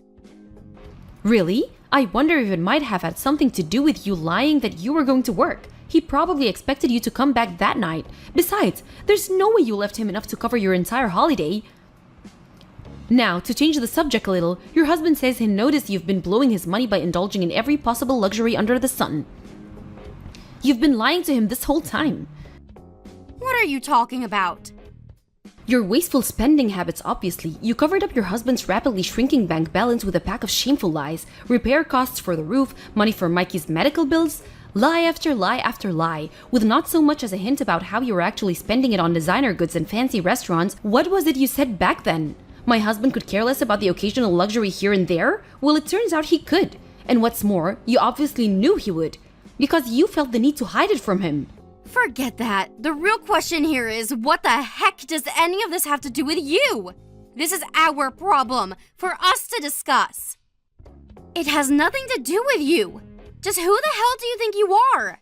Quit sticking your nose where it's not welcome. That's not everything you lied about either. I know all about the dog too. Apparently you were the one who wanted a chihuahua. But you got bored of looking after it a few months after you bought it, so you stopped caring for it altogether, leaving Mikey, who thankfully, unlike you, is a decent human being with a heart, to care for it all on his own. How does it feel knowing your 11-year-old son has more sense of responsibility than you? I get it. My brother Jason's probably mad at me, isn't he? I bet this is all coming from him.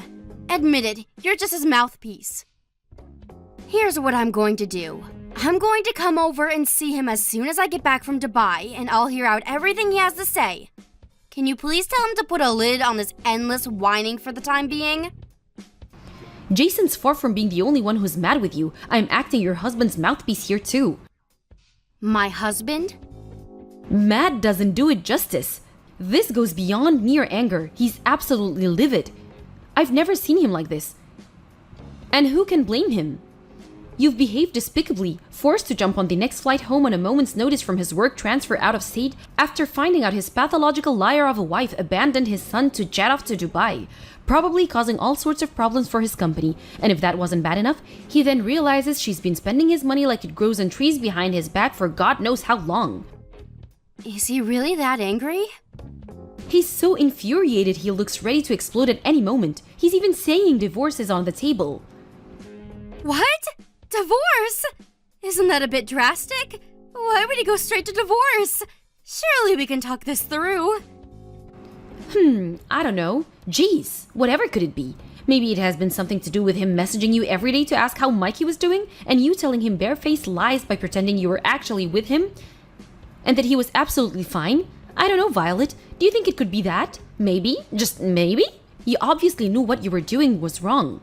Otherwise, you wouldn't have lied about it. Wrong! Mikey really was fine! If you think the disheveled, malnourished mess I found shivering in the cold on your front porch was anything resembling fine, I suggest you go and get your eyes checked out right now. Actually, scratch that. You need to see a shrink. Because you've got a screw loose. Your husband's talking about divorcing you and taking you to the court over custody of Mikey, and if we're honest, after what you did, he'll almost definitely win. I think you should start preparing yourself for your inevitable ejection from the premises when you get home.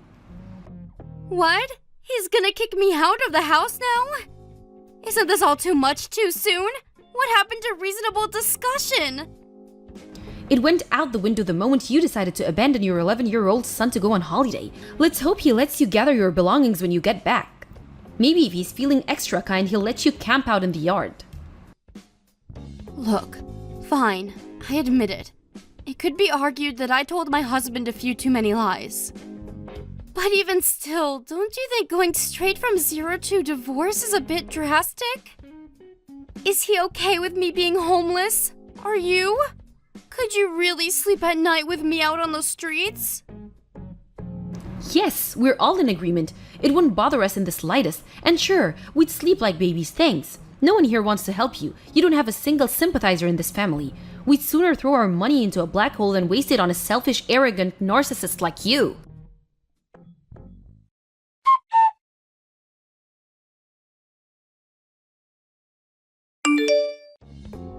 After that, Violet booked the next flight home from Dubai in a frenzied panic and showed up at the house the next day. Apparently, she showed up with a suitcase full of flashy souvenirs in an attempt to win her husband over, but the fact she bought them with his money just made him even angrier, and he refused to let her set foot inside the house, collapsing into a crumpled mess on the front lawn. She stayed outside the house for several hours, crying, screaming, and begging her husband to forgive her. Naturally, he completely ignored all of it, having no intention of forgiving her for as long as she lives. He continued with the divorce proceedings as planned. The two of them went through divorce court, and while I don't know about the finer details of the ruling, I don't know that her husband won full custody of Mikey, and the two of them immediately moved as far away from her as they possibly could. Both Mikey's mood and physical condition improved remarkably with a few days of moving in with his dad, and now he's been bright, energetic, healthy young man, and he always should have been. Mikey wasn't the only one who moved in with his dad. His beloved dog came with him too. He walks him every day without fail. My sister-in-law Violet, on the other hand, who had already been kicked out of her parents' house without a single dollar to her name as a result of her reprehensible behavior, had the gall to show up at mine and her brother's Jason house, begging for money. She got on her knees before us and pleaded, "I need money, please. It doesn't have to be much, please. I'm begging you." My husband, who must have been in an extra kind mood that day, tossed $1 on the ground before her, before saying, "Never come anywhere near me or my family again." Oh, the irony?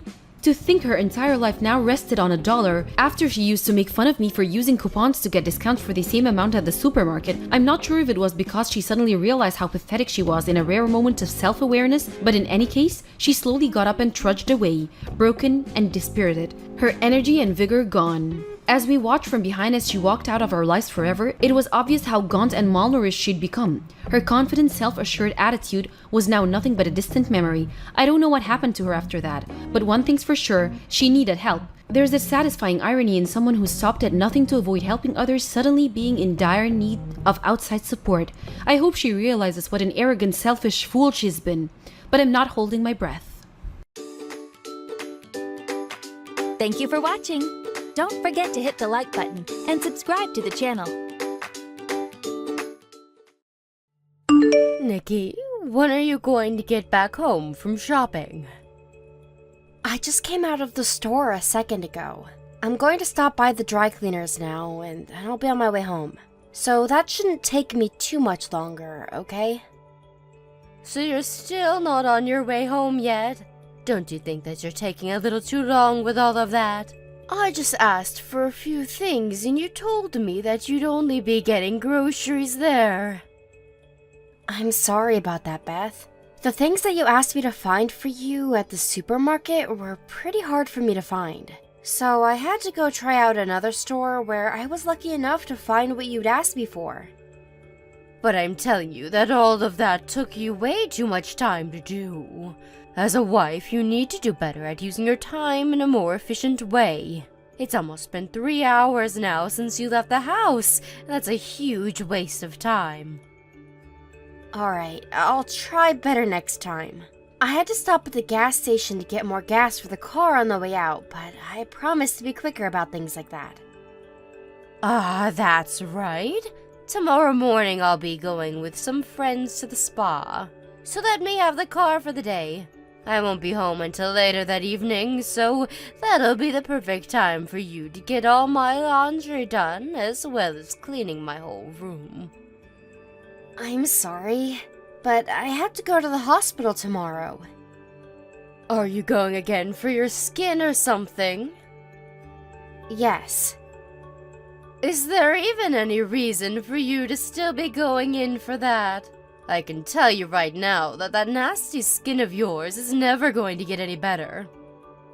But if I don't go in to see my specialist, then they're not going to continue to give me the medicine I need. And I have to stay on that medicine now since I've already been on it for a year now. But what I'm saying is that even with the medicine you're getting, your skin has still not gotten any better. If it was getting better, then I'd be fine with you going in again. But I'm saying that since it's been a long time now and nothing seemed to have changed with you, there's no need in wasting time with those doctors. But if I don't continue to use the medicine that I'm on, my skin will go back to being even worse than it is now. It'll become way more itchy as well, and I won't be able to focus with how annoying the itchiness gets. Even if your skin is to go back to being worse than it is now, it's not going to change the fact that you're ugly. Nobody even cares about how you look now. You're better off just letting your skin fester. What? Oh, I'm sorry about that. I've always been a bit too blunt with what I have to say. But your skin is all rashy and gross, right? Well, people with skin that's nasty like yours will never be able to make it as a pretty woman. So I'd say that you should quit wasting time and money trying to achieve the impossible, and put that time towards focusing on me. Well, the reason for my skin being this way is due to a disease I have. Even if I want it to go away, the actual healing process takes a long time. and it's not likely that I'll ever get rid of it perfectly. The goal is just to try and keep the medicine in me so that it'll stop looking as raw and I can be out in the sun more. Well, that's nothing I really care to know about. Either way, tomorrow, you going to the hospital is going to have to wait until after I'm back from the spa. If you can respect me right now, then I'll continue to allow you to be married to my son. Knowing that, you'll respect my demand, right? Understood. I don't even know why I'm having to talk to you about this right now. But you need to make sure to take our relationship a bit more seriously, okay? Remember that everything that has to do with me comes before anything that has to do with you. That's how things are supposed to be when your mother-in-law is living in the same house as you. Alright, I'll make sure to be more careful from now on. And as for that skin condition you have, that disease can't be spread to anyone else, right? That's right. Technically, it has all to do with my own immune system, so it isn't like some virus that can be spread to anyone through water or blood. Today, when having a look at my son's face, I noticed a spot that started to turn pretty red. Perhaps that had something to do with the face wash he used last night not going so well for him. He told me he was trying out a new one to see if it'd work. Well, if that's all that it is, then I'd be happy. Because of you, I have to explain all of this stuff in detail to everyone around the neighborhood. It's really such a pain for me. Always asking me what's happened to my son's wife's face all the time. That's all I ever hear from people now. I'm sorry that you have to blame me for that. If you feel sorry for what you're doing to me with that skin of yours, then maybe find a way to fix it. I always stay up late wondering why my son had to marry a deformed woman like you. If my husband was still alive, he'd never let my son marry a monster like you. But from what I've heard, my father-in-law would have worried more about the person I am inside than about my looks. Well, he was the kind of man that thought about people's hearts and judged them that way. He was even nice enough to bring that dirty dog into our house to live. That poor thing should have died out on the streets, but he made sure it had a home and family to be loved by. But just because he had such a sweet heart doesn't mean he'd be okay with a monster in the family. Beth, I should be home sooner than later, right? I really need to get going to the dry cleaners now, so I think we should call it a day. What? You still haven't went over there yet? I have to drive the car, and so I can't be texting you and driving. I just plan to finish up our conversation and then head out towards the dry cleaners. If that was the case, then you should have told me that sooner. You're not only ugly looking, but you have zero common sense. Now, hurry up and get going. Hey, ugly duckling. Where are you at right now? Huh? Are you calling me an ugly duckling now? Who else would I be calling that? Are there any other people on your end of the phone that are worse looking than you? So, can you tell me why you're not home right now? I'm out right now with my husband getting something to eat. Huh? And you just leave me here at home? I'm sorry, but you told us that you had plans to go out shopping with your friends and that you'd be having lunch with all of them. My friends had some things come up on their end, and so I had to come back home. And I just thought I could come home and have something to eat here. Why did you leave the house without thinking of me? If you guys had plans, you should have let me know about them first. I'm sorry. This isn't the kind of problem where you can just apologize your way out of. Come back home this instant. Okay, I'll let my husband know that. Wait, you don't have to go telling my son about this. Huh? But it was him that drove us out to eat, so... You let my son take his time to eat whatever he'd like while he's already out of the house. You're the only one that I'm asking to have come home. The both of us came here in one car, so I can't just leave him here while I come back home. I really cannot use this family's ugly duckling for anything, can I? For times like this, where you plan to go out without telling me, at least make up some dishes in case I have to be home. I'm sorry, I didn't think I'd need to make anything for you today, though. But if you don't mind, there's some boxes of mac and cheese in the cupboard that you can make up. You're asking me to eat mac and cheese now? And worse than that, you want me to make it all by myself? You really are the worst wife ever. Is that wrong of me to ask you that? You know very well that that is wrong of you. I am fed up with you trying to make this whole situation into some kind of joke. I've had enough now. I'll call and order some delivery. From now on, though, if you're going to be going out to mess around, make sure I have a meal ready for me to eat in the fridge. Okay. Ever since you came into my house, my stress has been through the roof. I assumed that you living with me would make my life easier, but an ugly, no common sense, useless wife. I wonder if it's time for me to find my son a better wife to get married to. I promise that I'll try even harder now to do what I can to make sure that you'll respect me more. So please do not say things like that about us. Then hurry up and become a proper wife that I'll be willing to respect. You had to start at an even lower rank than most other women because of your gross sickness, so you'll have to work even harder for me. If you want me to like you, bow to me and do as I've asked. Ugly duckling, have I heard that you've become pregnant?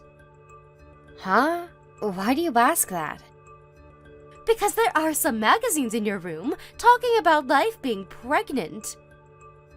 You went into our room? I remember asking you to never go in there without our permission a while back. You left your room's door wide open, so I walked by. I caught a glimpse of the magazines. Is that so? So, are you pregnant or not? I am. I was waiting for a good time to come and tell you the news about becoming pregnant. Is that right? But I'd like you to stop. Huh? What the hell would I do if you gave birth to a child that looked like you? I would never be able to love a grandchild with skin as disgusting as yours. Beth, what are you saying right now? I'm asking you to get rid of that child for me. Asking something like that gives me good reason to become upset with you. I'm having my baby whether you like it or not. But what'll happen if the baby ends up with your looks? A baby with a gross face and nasty skin is never going to be cute. No matter if they're a girl or a boy, their life will be ruined right from the start. The chances of the baby getting the same disease as me are very low. And even with this kind of sickness, I'm completely happy with the way I've turned out. That's only because you've realized early on that you're an ugly duckling.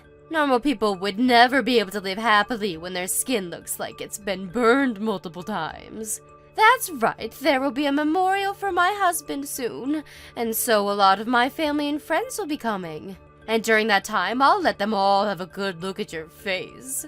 You never had a wedding for us, so they all don't know quite yet the extent of how bad your skin looks. They're all going to be shocked when they see you in person. I don't care that they'll come and see me. I haven't been trying to hide my skin from anyone in the first place. I'm so looking forward to that memorial. When they all have a good look at you and start calling you ugly and gross, you'll understand to give up on having that baby. None of them, and I mean none of them, will think it's okay for an ugly child with the looks of you to be born. But before something like that has to happen to you, I'd rethink your stupid choice of going through with having the baby, or else you'll have to live through that hell. Ugly duckling, where are you at right now? I don't think it's necessary for me to tell you where. Now you're going to start talking back to me again? You just got up and left in the middle of the ceremony, and now I can't find you anywhere to ask that you apologize to me. I ran off because you stood there right in front of everyone, and instead of talking about your husband's passing, you started going off about my face and skin. I don't mind that everyone can see me in the skin I have, but standing in front of them and making fun of my disease is a whole different matter. The only person that should be upset right now is me. It's because of that gross face of yours that all of my family and friends have left. It's because they all felt sick to their stomachs that they weren't even able to eat the food that had been prepared for all of them. That's what you'd like to think, right? You'd better be ready to pay for all this wasted food for me. All of this amazing food going to waste because of some ugly girl that hasn't learned her place. I can't stand having a wife like you married to my son anymore. Get out of my family. Are you sure that's okay? Having me leave your family? Of course it's okay for you to get lost. I cannot stand the look of your skin any longer. At least now that you won't be around me anymore, you can give birth to that messed up child. But just make sure you divorce my son before that happens. I'm going to find him a healthier and far more beautiful woman that he can marry in your place. Beth, you really are so much of a fool that you can't even begin to see the troubles that you're creating today. Huh? You're calling your own mother-in-law a fool just like that? I am. You are the perfect example of what an absolute dunce looks like. Why would you happen to fit the description so well, Beth? Well, that's because by kicking me out of the house, your son will be leaving as well. Neither of us will be around to care for you anymore, and you'll be on your own to make sure that you can stay happy and alive. There's no way my own son would throw me away that easily. I am the mother that raised him since birth and made him the man he's become. Even if you are his mom, you just made enemies with his wife after bullying her, and then asked that she doesn't give birth to her baby because she believes it will turn out to be a monster. Your son told me he doesn't want to be around you anymore. He said that just now. Huh? Right now my son is with you? Yes. After leaving the house when you started to make fun of me, he came chasing after me to see that I was okay. And it wasn't just him that came to see me, but also a lot of the family and friends that were inside that came out to make sure I was okay. Huh? They're all with you as well now? Right now, we've gone out to have lunch at a different location. Why? They should have all gone home and left you, right? They were all worried about me, so my husband told them where we were at. Why would they all worry about some ugly duckling? You really have no clue, do you? The only reason everyone started leaving that place was because you started to act like a monster when you kept making fun of me and my disease. It wasn't my skin or my face that put them all off. It was all due to how black and malformed your character is. There's no freaking way I'd be the one that made them all leave. They've all known about me way longer than you. Why would any of them choose to be on the side of some new wife who looks like a soggy napkin? Maybe it's because they've known you so long that they were disgusted by how you acted today. This is what happens when the person people thought they knew turns out to be a jerk and a bully. Everyone told me that it was unbelievable that someone they knew so closely would make fun of someone's sickness. So I think that most of the friends and family will no longer be talking to you. You're lying, right? This is not a lie at all. I think them all leaving that place without even eating a bite of the food you prepared is the perfect evidence to back up what's happened. You tell all of my family and friends to get back here right now. Why would I do that? Because they all need to know the truth. What truth? That I was only joking about your face as a way of lifting the mood surrounding my husband's passing. Tell them all that right now. Even if I do tell them it was just a joke, I think they'll understand how inappropriate it was. They knew that all you said was inappropriate, and that's why they left. Are you okay with the way things are right now? I am. Nothing is bothering me about the way things have ended up. Alright then, if the ugly duckling can tell all my family and friends that it was just a friendly joke, then I'll let you continue to be my son's wife. You told me you'd do your best to gain my respect, right? I don't need your respect anymore, Beth. You told me to give up on having my baby. So ever since then, I've given up on worrying about what you think of me.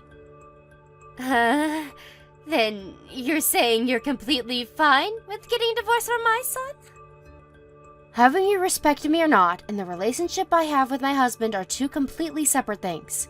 Your son is even telling me he plans to cut all ties with you now. And soon, we'll be out of that house for you. Just think of the two of us as strangers from now, okay? Hold it right there, you! I am not going to allow you to do that. And so what, Beth? I couldn't care less what you think of this. We are leaving. Someone like you judging us and trying to give your opinion has nothing to do with me. But can we at least have a chance to discuss in further detail what happens next? We're not going to discuss anything anymore. Us choosing to leave that house has been set in stone now. You are both living with me now, so you can't just leave without my say. But we can, Beth. We sure as hell can. I remember just a little bit ago you saying you wanted me out of the house, right? So I'm doing just as you've asked, and I'm leaving. That was just because you made all the family and friends leave without eating anything. I was just in a really bad mood then. Right now, I don't believe that you have to leave my house. Whether it was just you getting upset or not at that time, that doesn't change the bigger picture. I'm not going to remain your punching bag any longer. I'll apologize for what happened. Let's just forget about what happened today, okay? What do you mean, what's happened this time? I'm talking about how I made fun of you in front of everyone today. Look, I've apologized now, so you can explain to all of them what's happened, okay? Your son and I cutting ties with you doesn't just have to do with what's happened today, though, Beth. This is all due to months and months of you being a real jerk. A monster, even. And besides, there was something I really can't forgive you for, and that's when you told me to give up on my baby. I'm the only one that knows best about my disease and what it all entails. But for some reason, you act as though you know better than me, and that's what's made me so upset now. Yet even though I'm the one that knows myself best, you came and told me that I shouldn't have a baby because of your own selfish concerns. I'm just really worried about you guys. Do not throw the word worried at me as though you actually cared more about me and my baby over yourself. If anything, it looked like you were having fun while harassing me. I was not having fun back then. I was just being blunt with you about what I thought. I can't keep all my emotions in when it comes to caring about my son's wife, okay? So you're saying I should forgive you because you're a natural bully then? If you wanted to help me by saying those things, then maybe you should have tried a little harder to understand me first before acting that way. Alright, I get it now. I was wrong about everything. I'm sorry for making fun of your gross skin. And as for your kid, I won't say anything else about them. So please stop talking about cutting ties with me. Now, please just forgive me for all of that. I will not be forgiving you. I just freaking apologized to you, though. Why can't you just be nice to me and just forgive what's been done? I'm not sure if that was a real apology, and it seems to me you still haven't learned from your mistakes yet. I'm not going to be seeing you anymore after this, so there's no point in asking for my forgiveness now. Hey, I'm trying to call my son right now, but he's not picking up the phone. And as for my family and friends, none of them will reply to me either. That's because everyone is agreeing to block you for good. I plan to do the exact same thing as them, so I'll be going now. Wait, I promise that I will properly apologize to you in person. Please, Nikki. Please do not throw me away like the rest of them have. My husband is long gone now, so you'll just be leaving me all on my own. If you are regretting what's all happened now, use your time by yourself to understand that this was all due to you being a selfish prick. I don't want to deal with someone like you anymore. I'm so sorry. I really am sorry for what I've done and have learned from it all. So I promise that I'll never ever say or do anything to hurt you ever again. No matter what you try and make me believe, the feelings my husband and I have for you are no longer able to be changed. I think the most ugly people on this planet are those that think it's okay to make fun of other people's health issues, just like you have. You've really made a huge fool of yourself these past few months. So now that you'll have nobody around you anymore, take that time to fix the monster you've become. After that, we finished having lunch with all the family and friends that came to support me, and then once we'd finished, I went back to my parents' house. Because I am carrying a baby now, I didn't know what Beth would do to me if I'd had gone back to her house, and so being at my parents' is the safest choice. And as for packing my things up at Beth's house, my husband and some of the family went and made sure that the move out would be smooth for me. And as they were all there packing my things up, Beth sat in the corner crying her eyes out while asking my husband to forgive her for what she'd done. Of course, my husband wasn't going to fall for any of her crap, and so he never said a word to her, and that was his last time ever seeing her before he left. Beth has tried time and time again to ask where we'd run off to and for the address, but everyone kept their mouths shut and never said a word to her. And luckily for that, my time being pregnant has gone uninterrupted by her, and that's been the most relaxing thing for me. I think it's amazing that her starting to bully me for the way my skin and face looked came all the way to her losing literally everyone in the family and all her friends just a few months later. Now, she may be the worst person to be around with a heart of black tar, but I am thankful that she gave birth to a generous and loving son. But besides that, there is nothing about that woman that's worth anyone being thankful for. And now that we've decided to cut ties with her, if she ever does run into us again, we'll look the other way and offer no help to her. I did hear, though, that after we had all left her, she was stuck alone in that house for quite some time. People around did say that they never managed to see her for months, but that one day she did come out, but was thin as a twig. The last thing I've heard about her since then, though, is that the following day an ambulance arrived at her house, and she was taken to a nearby hospital to never be seen again. We drove by her house once to see if she'd ever gone home, but by that point, another family was in the house, and it had been remodeled to a more modern look. A little while has passed since then, and I've been fortunate enough to give a safe birth to my child, with no problems whatsoever. Not only that, but the baby came out without the disease that I carry and seems to be in 100% perfect shape. Life from now on will be tough having to both raise and educate a little person, but having my husband around me still will make my life a whole lot easier than it was back at Beth's house. Even now, I'm going to continue to be thankful for all those that have stayed by my side and helped me, and I will do my best to stay happy as I carry on with my life. It's only natural that in life you'll run into a few people that want to pick on you, but it's also because of them that one's heart can become even stronger. And after dealing with Beth, I'd like to say that my heart is as strong as a lion. Thank you for watching. Please subscribe and hit the like button. See you next time.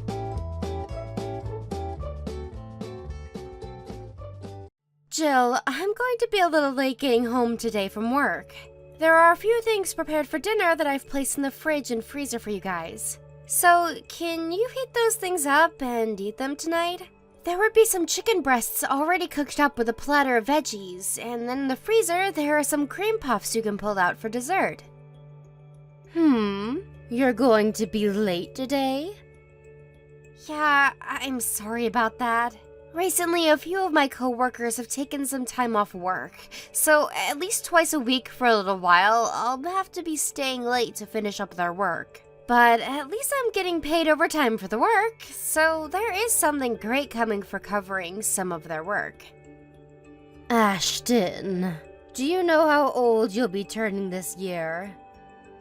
I'll be turning 32, but what does that have to do with anything? That's exactly right. And it has to do with everything right now. I think by this point you should be having someone else cover for that overtime so that you can be home. You have me here, and a whole lot of chores that need to be taken care of all the time, that only you have the responsibility of handling. Your husband is also making money, just like you, so you both don't need whatever scraps you bring in from working late. I think it's getting time you just give up on that whole job in general. My son can make sure to put in a little extra work with his job, and you won't even notice that you're not bringing in money anymore. Well, I'm not sure what'll happen in our future. There could be all kinds of emergencies that require us to have some funds saved up. And recently, we've all seen a large increase in prices across the board, from things like food and appliances to gas. While I still have the time and ability to work, I'd like to use it all to save as much as possible. I promise that in the future I'll slow down and take things a bit more easily, but I'm still young and want to use my energy for my husband's and my future. You say things like that, but soon you'll be in your 40s. What are you going to do about having kids?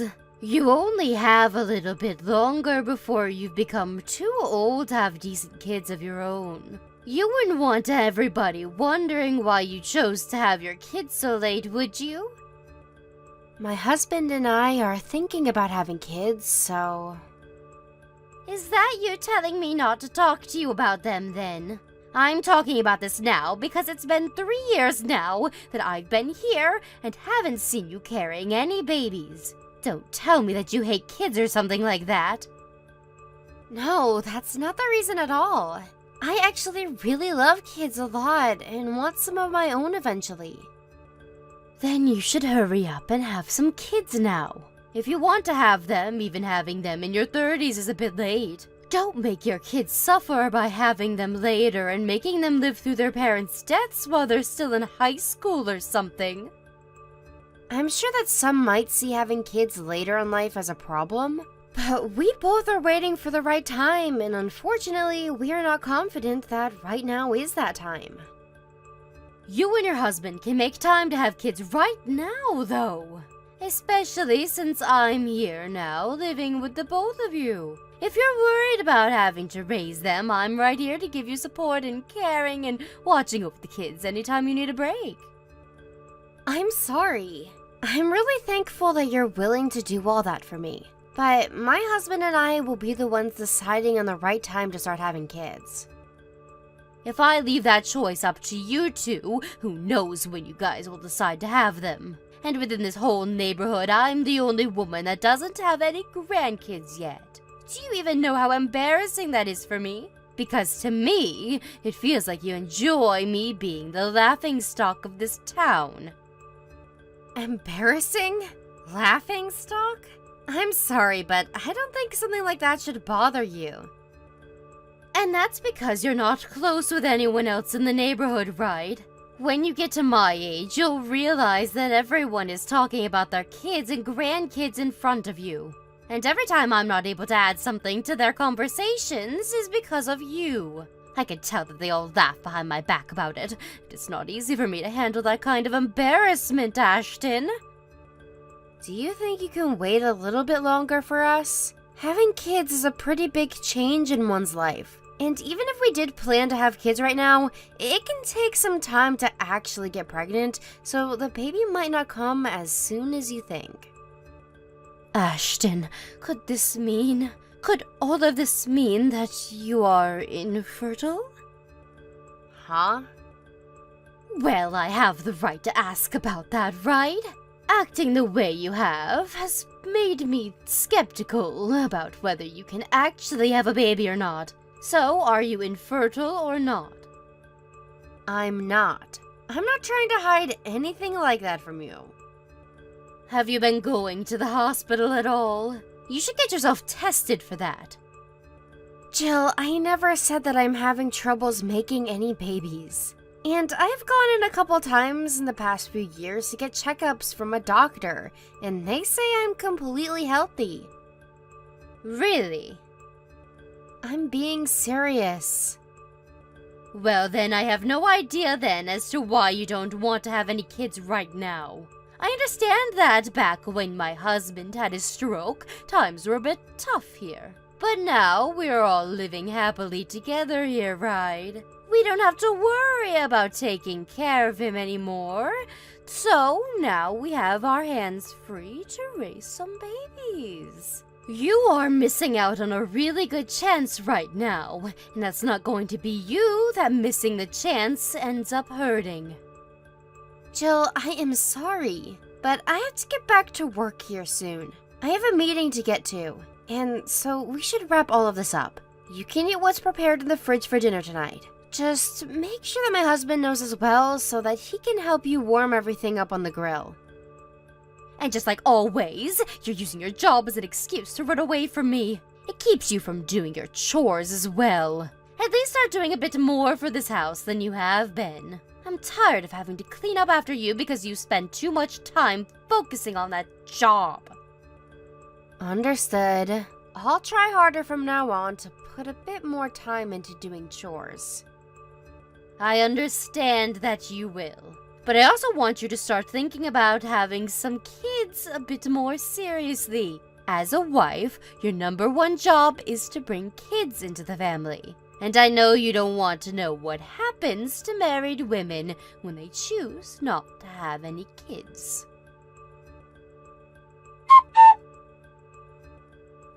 Ashton, you're coming back from your business trip today, right? Yes, I am. Right now I'm on the plane, but the Wi-Fi connected so that I can talk with you. It shouldn't be more than an hour now before the plane lands and I get my bags. What time will you be arriving at the airport exactly? Well, I'm not sure now because we did take off a little bit late. Will you be able to make dinner tonight? I think that I'll be home by that time. But if not, would you be willing to cook something for my husband and yourself tonight? Maybe.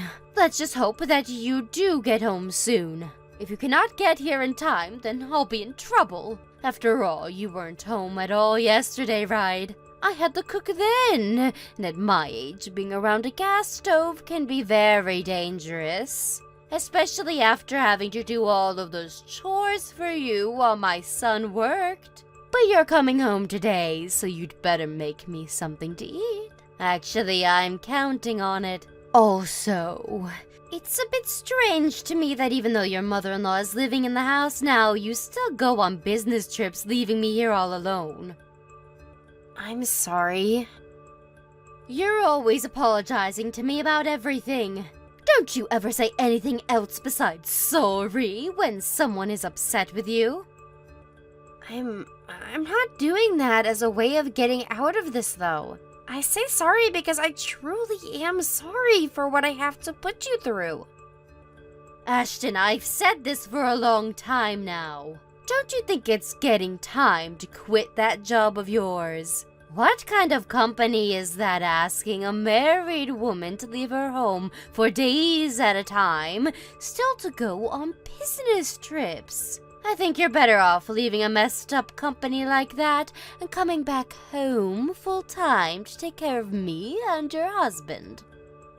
I still do not plan on leaving my place at this company. I happen to really like the work I do here, and it's something to get me out of the house and give me a chance to talk with some different people. It's just that this time's business trip just happened to be a little irregular. After this, I don't think there will be any more this year. Actually, there won't be because I was told I only have to do them a couple of times a year, and now it's been 3 times. What I'm trying to say isn't just regarding things like that business trip, though. Do you want to leave your husband behind or something? I have never thought about leaving my husband like you're suggesting. Him and I both know that I love my job, and he agrees that it's good for me to go out and work just like him while we don't have any major responsibilities at home.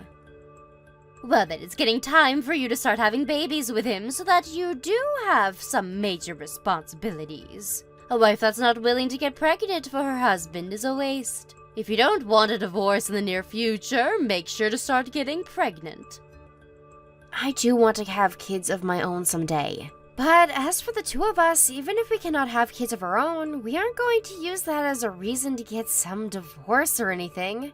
We both love each other very much, and so having kids or not isn't going to be what keeps us together or not. Even if you and my son think that, I beg to differ. And back in my day, a wife that doesn't come around to having any kids is bound to be divorced. That's how important your role as the wife is supposed to be. Why do you think I keep bringing all of this up to you? Even if you say things like that, all I'm trying to say is that my husband and I trust and love each other over things that don't involve having kids or not. This isn't about the love you both share. Getting married isn't the only thing you both have to do as a couple. I only have one son, right? If you're not willing to have any kids, then my family line will end with the both of you. But my husband told me that he has a few cousins, right? I'm talking about my immediate family. And I'm sure that the rest of the broader family would be upset with you right now for what you're doing. You're a married woman, yet you act as though you're a man working full-time and putting the chores of the house behind you. You really don't care about the house, do you? And don't tell me you do, because I already know you don't. Everyone is getting tired of you. Jill, I believe I've told you this before, but right now my husband and I are thinking about having kids. So please, stop trying to rush things for us. Well, if you don't want me rushing things for you, then hurry up and make some babies. If not, then I can see you really aren't thinking about having kids after all. All you ever do is make excuses about this and then run. I think you really don't want any kids then, right? I'm spot on with that one, aren't I? That is not at all how I feel about having kids. A useless wife like you is worthless in my family. If you want to act like that, then I'm going to have to start thinking about having you both divorced. Jill, please don't think that you have to say things like that. Well, if you don't want me talking about it, then do as you've been told. I'm tired of listening to all your poor excuses now. A wife that cannot give birth to any kids for me has no worth. I think you should be thinking a bit more about how this is affecting my son's happiness as well. It's what makes being human so amazing, is that we can look forward to passing on our genes. But if you're telling me that you don't even want to do that, then why even live anymore, Ashton? Ashton, have you finished the cleaning I asked you to do? I've cleaned both the living room and the floors all throughout the house for you. And you made sure to put down a new layer of wax on the floor, right? Yes, I've made sure to get it all evenly poured out. And right now I'm having lunch. Once I'm done taking a little break to eat, I'll go and clean out the bath as well. You really are so slow when it comes to cleaning, just like I expected. Well, whatever. Once you have all of that done, your next job will be packing all of your things up. Packing my things up? What things of mine need to be handled right now? All of your things need to be packed away. Why all of my things, though? I have all my things well kept at the moment. You know exactly why I'm asking you that. I'm having you leave this house soon. Huh? And why would I have to leave my house? Are you that slow, Ashton? I'm telling you that you're getting a divorce from my son. Actually, I have a young friend of mine, and she's in her early 20s right now. She's not even working any job right now, so she can become my son's next wife. I think she'll fit right into this family way better than you have. I have no idea what you're talking about. I'm telling you that I'll have this young woman marry my son instead of you. Stop trying to make me say more than I have to say here. I don't think that my husband is going to go through with that like you think. My son will understand why he has to do this and step up to do the right thing for me. After all, I'm the one that runs this house now. You don't run this house. The only reason we even allowed you to come live with us is because you came crying to us begging to let you in. That was back when your husband had his stroke. And since you couldn't manage on your own, you came asking that we let you stay here. Even if that's the case, my son will not go against anything I ask of him. And now I'm giving him the chance to marry a much more young and cute woman. I don't think any man would pass that kind of chance up. Jill, I've talked with you plenty times now, but this time you're being a real jerk. If you really want me out of the house that badly, then I'll go. But it won't just be me leaving the house, but my husband as well. I had to do all of this because you chose not to have any kids. There's no reason to have a wife around that's not willing to have a baby at a young age. And also, it's not just me that thinks you're useless and unnecessary in this house. My husband wants you out of here as well. He told me that already. Hey, you stop all of this right now, you. When did I ever say such a thing? Huh? Who is that? Could this be you losing your mind now that I've told you you have to divorce my son? This would be your husband. Huh? Jill, you know that I've been at the house right now, and I'm here eating the lunch that my very sweet daughter-in-law has made for me. And because she was getting message after message from you today, I asked her what you were both talking about. And that's when I learned that you're trying to have Ashton leave the house and make our son marry an even younger woman. Huh? Is this really you, Douglas? I already told you it's me. I was able to borrow Ashton's smartphone from her. So what the hell is going on here? Why are you acting this way towards your daughter-in-law? It isn't that, Douglas. I just want to see her have a grandbaby for us. And so I thought I'd try and help her get to that point sooner. You only want to see a grandbaby for your own sake, right? That's right, but all of my friends around me have grandkids that they get to talk about. Don't you want to see our son have a baby? If he has the baby, then I will want to see them. But having a baby is not up to Ashton. It's going to be her and our son raising the baby after all. So they get to make that choice together. We have no right to be forcing them to make one now. But look, Ashton is always putting her job ahead of everything else. And Ashton is also doing everything she can for her house. Today is her day off from work, and yet she's been getting at the chores ever since she got out of bed. Yet if someone like you with all that time in your hands were to step in and help, she could actually take time to rest. Why are you making Ashton do everything here? I'm not making her do anything, though. I make sure to clean the dishes after lunch and dinner. There is a dishwasher in this house. All you do is load it and push a button. And as I remember, it's not you that's putting all the dishes and silverware away after they're cleaned. So tell me what you actually do for this household.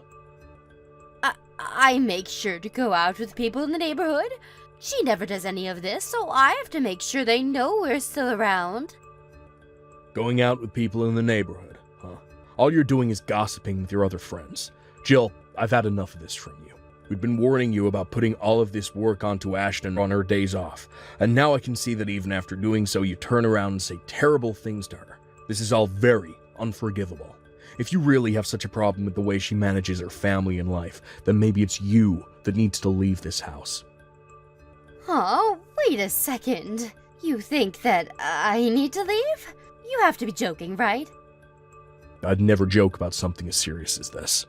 It was when I happened to have that stroke that Ashton was kind enough to let you stay here while I was in the hospital.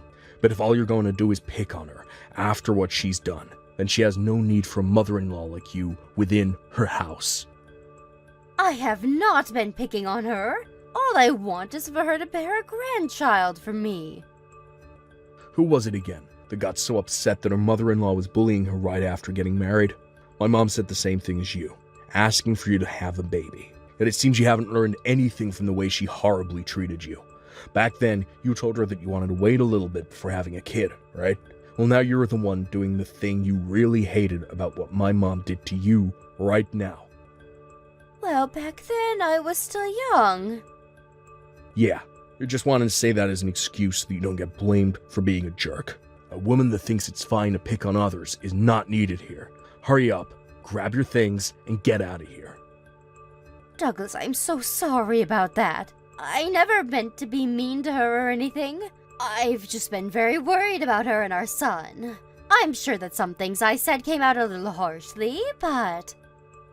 This isn't about the way you've said things. You just threatened Ashton with a divorce and told her that you'd make our son marry a younger woman. Are you not aware of just how many stupid things you've tried to pull with Ashton? Douglas, I'm so sorry. I see now that I messed up, so please forgive me. I'm not the one you should be apologizing to right now. I'll apologize to Ashton for this as well. Then you stop playing with all your friends right now and get back here, and all the chores that are still left to do will be done by you. You had a lot of things you had to do today before going out with friends and yelling at Ashton.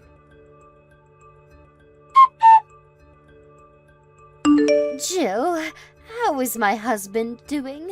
Do you think he'll be able to forgive me yet? Can't you go and tell him to forgive me already? I only have you to count on now, so please help me. I told you already to stop talking to Ashton. Huh? Is this you, Douglas? That's right. I told Ashton to let me know if she ever got any more texts or calls from you, and she did. You still have not come around to understanding what you've done wrong. But not even you or our son are willing to respond to me when I try to talk to you guys. I have given so much for the two of you. I cannot believe that the two of you would kick me out of the house. We did it because you thought it was fine to pick on your daughter-in-law, right? And when I had that stroke, the only person that gave her time to come and help me was Ashton, right? When I had to stay in the hospital for a year, you never came to see me, and only went on vacations with all your friends. That's because Ashton was there to help, so I was able to have some time to myself. That's right. I trusted her with you. I trusted her then, so I know she could take care of you. I don't believe a single piece of that. Jill, you haven't learned anything from what's happened. Why is it so hard for you to apologize for everything you did and change? That one chance we gave you to apologize to Ashton, you came and had the most unapologetic look on your face while saying sorry. That's just my normal face. Then take that face and turn it into something more acceptable. Because right now, I don't want to see that unapologetic face you have. If you can make that happen, then maybe I'll consider letting you come back to stay with Ashton. Huh? So, if I don't, I can't come back? As long as Ashton is here, there's no reason for you to be around. And as for myself, if I do happen to become sick again, I plan on going into a retirement home to be cared for. Wait, then what will happen to me? I don't know. You don't know? You're not being serious right now, right? Do you not care about what happens to me? Right now I'm living out of a dang hotel room. I can't stay out of a house forever. It can't happen to me. Well, until you've actually learned to become a nice person, you'll stay out of this house. I told you that I have learned from my mistakes and I am becoming better. Someone that's really changed for the better would never have to tell me that. Please, Douglas. Please do not throw me away like this. Come on. Douglas, please. Reply to me right now. Jill, this is Ashton. Ashton? Since you and I are no longer living with one another anymore, I thought it would be kind of me to say my farewells. You don't have to talk to me like that, so hand me back to my husband now. It is all because of you that I've been kicked out of that house. Do you not feel any kind of remorse for what's happened to me? Well, if you still have the energy to say things like that to me, I think you'll be alright on the streets. I'm sorry about that, but I'm really having a hard time living like the way I am right now. My husband even canceled my credit card on me, and I don't have any cash left to use. I have no intentions of telling your husband that what he's doing is wrong. But if you forgive me for what's happened, then I'm sure that my husband will forgive me as well. The reason that all of this is happening to you now is because you had it all coming. And on another note, I spoke with my husband and made a decision. We're going to be cutting all ties with you. And so because of that, I'll be blocking your phone number as well as deleting you from any of my social media apps. So although it wasn't that long or great, thank you for being there for me. Wait, Ashton. I'm so very sorry. I promise that I'll apologize to you properly next time. I'll get on my hands and knees so that you know I'm being sincere. So please find a way to forgive me.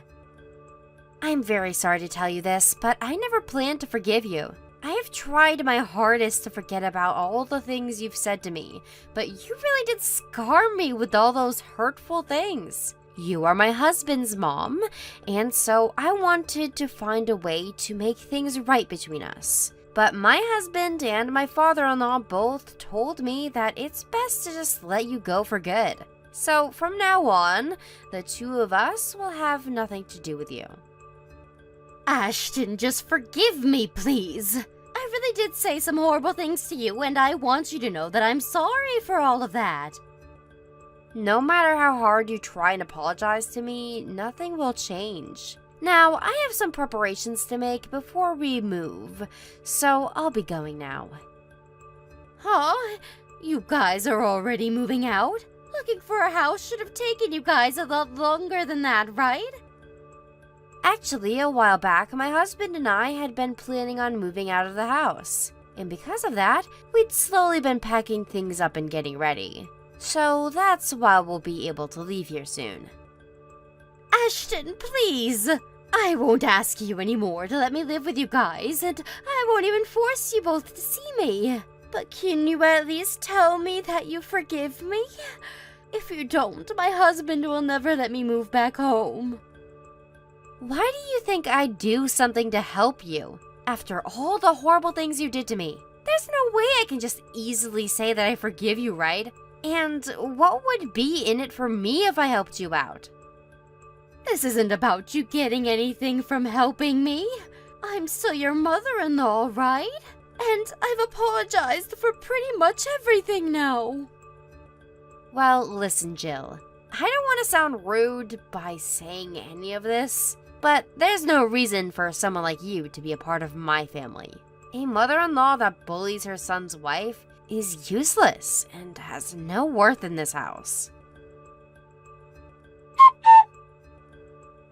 From there, my husband and I moved out of that house and left my father-in-law to live there and moved to a new place to live on our own.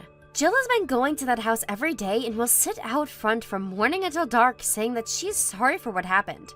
There are a lot of people in the neighborhood that can see her, and to make sure that she doesn't make the rest of the family look bad, we asked Douglas to let her back in the house. Although we may have been a bit too kind to Jill, it's much better that we know where she is at all times so that she doesn't show up around us at some random time asking for forgiveness. However, only just a bit after letting her in, Douglas found a retirement home to move into and was gone the very next morning before she could talk to him and ask him to stay.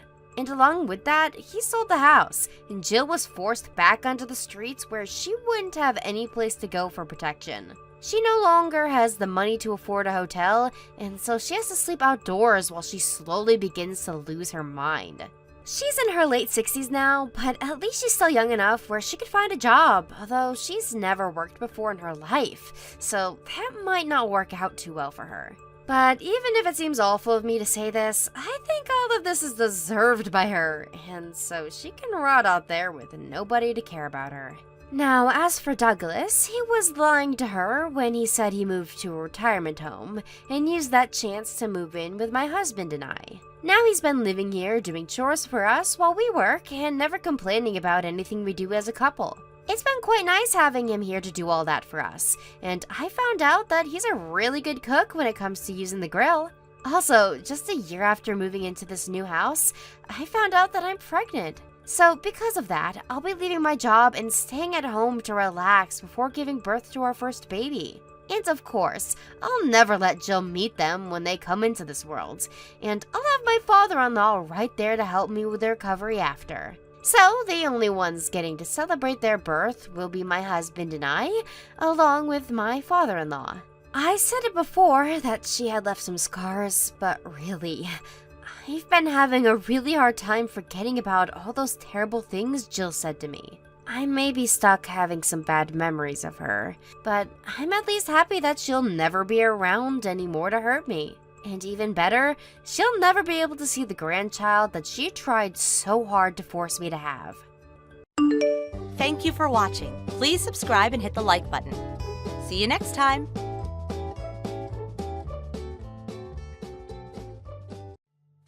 Tonight I'm gonna have to stay out late for work, so don't bother cooking me anything for dinner. Alright, then Liz and I will be the only ones eating at home tonight. And now that you're here, I wanted to mention that a package came for you in the mail. It says that it needs to go in the freezer, but what is it? I think there's something I had ordered a long while back. I ordered up some good-looking New York strips. At the time I'd also ordered some craft beers that should be with them as well. Have they not come yet? Not that I've seen today. Then they should be dropped off later this evening sometime. Hopefully before 8 or 9. And make sure to be home to grab them for me as well, okay?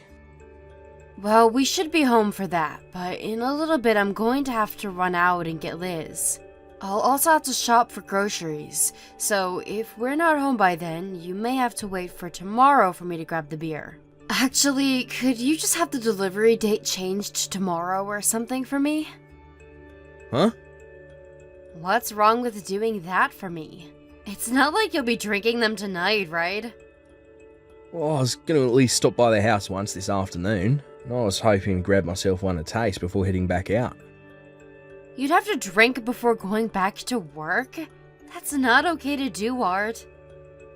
What's so wrong with doing that? Being a little bit tipsy going back in is a great way to finish up my day of work. That's not at all okay, though. You're just trying to make up an excuse for me to grab those beers tonight, right? I'm not going to listen. No, but I've been doing so well with all my work here in this company, I think I deserve a break. I'll have you know that out of everyone in this department, I'm in the top. And I believe there's a promotion coming my way here soon. Alright. I've heard you say that plenty of times already. But just be aware that I might not be home in time to grab those beers for you, okay? I have to leave here soon, and I'll be out of the house for a few hours, so hopefully it doesn't come during my time away. Well, just hurry up and grab Liz and come right back. I really want to drink that beer today. Nothing's going to stop me. That's the whole reason I've been working so hard all day today. I cannot get home any quicker than I'm already trying. I have to grab Liz, and then after that I need to grab groceries because we're pretty much out of everything at home. I also have to swing by the city office today. Why can't you just do all that tomorrow then? Just hurry up and come home early. What do you keep going on about? If I do not get anything tonight from the store, then we won't have anything to eat for dinner.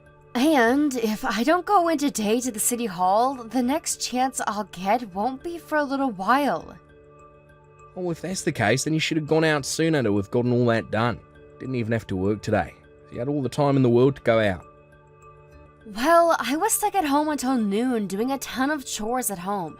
There was a lot of cleaning that needed to be done today. Just because it was my day off doesn't mean that I was just sitting around all morning. If I had the chance to go out earlier today, then I wouldn't be arguing with you about this right now. Maybe you could have asked for them to deliver those beers on a day you had off yourself? When making the order, I assumed you'd always be at home to receive the item. Well, then that's your fault for not thinking that I'd be busy myself. You're becoming pretty useless, Kylie. Not even bothering to help me out right now. I've been looking forward to that beer all day, and now your attitude towards me has ruined everything. Huh? Don't blame me for any of that. I've known for a while now that you like to always push all your problems onto me, but I am not as free as you think when it comes to my time. I have to balance out working, doing chores, and caring for Liz, and that's all a lot of work for me.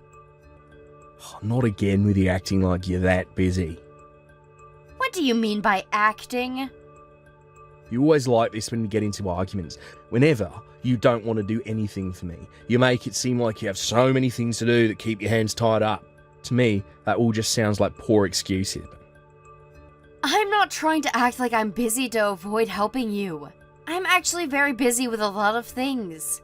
Maybe if you helped out with some of the chores or with raising Liz, things would be different. I think the only reason you're saying things like that to me is because you don't understand how difficult all of this is. It seems like you're leaving me with doing almost all of the work. Well, I have to focus on all my work, so I have no other choice. I know for a fact that a lot of your coworkers are able to do their job and come home to do some things around the house. You saying you need to focus on work is the real poor excuse here. Why do you know anything about how my co-workers' lives are going? Because I'm friends with a lot of their wives and I hear about it from them. Huh? And a lot of those women are married to your coworkers and let me know about their lives all the time. Did you forget that I'm also aware of people around town? None of their husbands are perfect, but they at least will do some chores or go out with their kids when they have time to. For example, Jackie's husband is always doing the dishes after they all eat together. I'm jealous of her. Jackie? Who even is that? She would happen to be the wife of Cameron. Oh, Cameron's wife. Her husband is in the same department as you, right? Oh, well, he ended up moving up in the company, so we don't see one another much now. He's a lot more time after the promotion, that's why he's able to do some work at home. But unlike him, I don't have that kind of free time on my hands. I can understand that you probably put in a bit more effort than some others there at your work, but as a husband and father, you have other responsibilities. I'd like you to learn a thing or two about that from Jackie's husband. I'm telling you that after the promotion he was able to focus more on his family. And right now, I'd like to receive a promotion myself, so that's why I'm putting my all into this job. Well, next week when I'm out of town for work for 3 days, will you be okay here alone with Liz? I'm a bit worried about leaving my daughter with you for those 3 days. You already know that things will be okay here.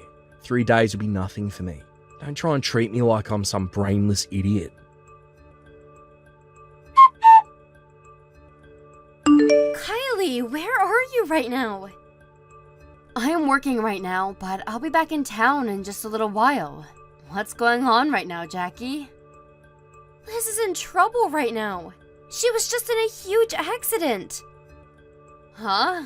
What do you mean a huge accident? Are you serious? My daughter should be back home right now with my husband, though. I'm not sure about any of that, but she was in the middle of the road when all of this happened. I know that for a fact. And she was hit by a car while walking down the left lane. You have to be kidding me. The car wasn't going all that fast, but it hit her hard enough to really do some damage to her head. She was bleeding a lot and she wasn't conscious. Why did something like that happen to her? Where's my husband at? Is he not right there with her right now? It seems that she was out on the street all by herself. I didn't see her husband anywhere when the accident happened. There's no way that something like that could be possible, though. I had to go out of town for a business trip, and so I left Liz with my husband to watch over her for 3 days. He should be with her at all times, so why would he not be around right now? Why don't you try calling your husband? Do you think you can get back here any sooner? I'm already in my car and on my way now, and I'm about to try and contact him now. Try to calm yourself down on your way home. I think that she'll be okay for right now, as the EMTs have her in their care, and soon she'll be at the hospital and getting whatever she needs given to her. Are you going to the hospital with her right now? Yeah, we're almost there as we speak. Thank you so much. At least having you there with her calms me down a bit. Right now, a lot of people are doing their best to make sure that she's okay. Luckily, at the accident, there was a nurse who saw it unfold and came to help her immediately. Because of that nurse, she was able to slow down a lot of the bleeding and check to make sure nothing was too seriously wrong with Liz. A nurse? Is that the nurse from down the street a ways? That's right. But that's a few blocks down our street to her place, right? I have no idea what Liz was doing all the way out that way. I wonder if she just started to walk down the road on her way to a park or something. I don't think she'd go that far, though. I've told her many times now that going outside our yard isn't okay, so making it all the way out there is very unlikely. That makes sense. If it was around the house, I'd understand things a bit more. But going all the way out there by herself doesn't seem possible for her. I think down that way, there's one of my husband's favorite bars that he loves to go out to. Perhaps my husband brought her along with him to that bar? Are you joking? If that were the case, You would have at least noticed her leaving the bar or something, right? When my husband gets drunk, he begins to have trouble recognizing things around himself. It's even so bad that when he gets drunk, he totally forgets to check his phone and things like that. I think that he brought her along with him, and she was able to sneak out of there without him noticing. Did my daughter say anything to you? Well, she was passed out at the scene, but one moment she did come to and asked where you guys were before falling back into a haze. That was the only thing that came out of her mouth after she was hit. So she's been hit in the head that badly then. But she'll be alright, Kylie. I'm sure that she'll be waking up any minute now. When that happens, I'll make sure to ask her about what's all been going on with her and her dad. Thank you, Jackie. Hey, if this was happening to you, what would you do? What if you left your kids with your husband, and one of them got into an accident and your husband wasn't with them? Well, if that were to happen with my kids, I'd start out by probably being too pissed off to speak. And from there, things would probably get very intense when I found my husband. I'd make him pay for all that, and he'd never see my smile until he got what he deserved. That makes sense. But your husband would never do anything like that. Well, I'm getting on the highway now, so I'll be at the hospital as soon as I can. I'm sorry to have to ask you this, but please take care of Liz for me until I get there. That's not a problem at all. When you get here, send me a text and I'll come down to the lobby to get you.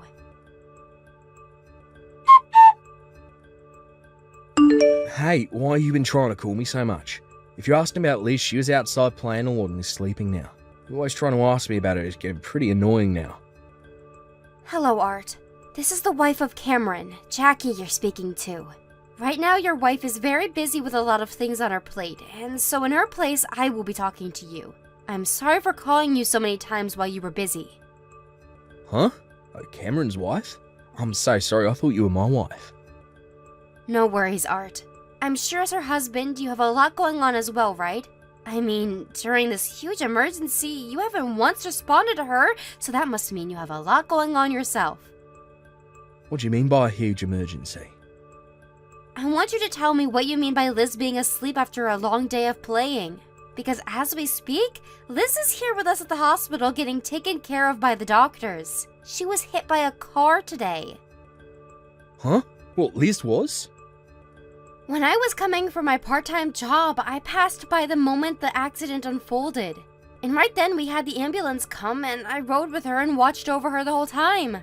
I also called your wife and she came all the way back from where she was working to be here. But for the past couple of hours, you never answered any of her calls she made to you, so you had us all very worried.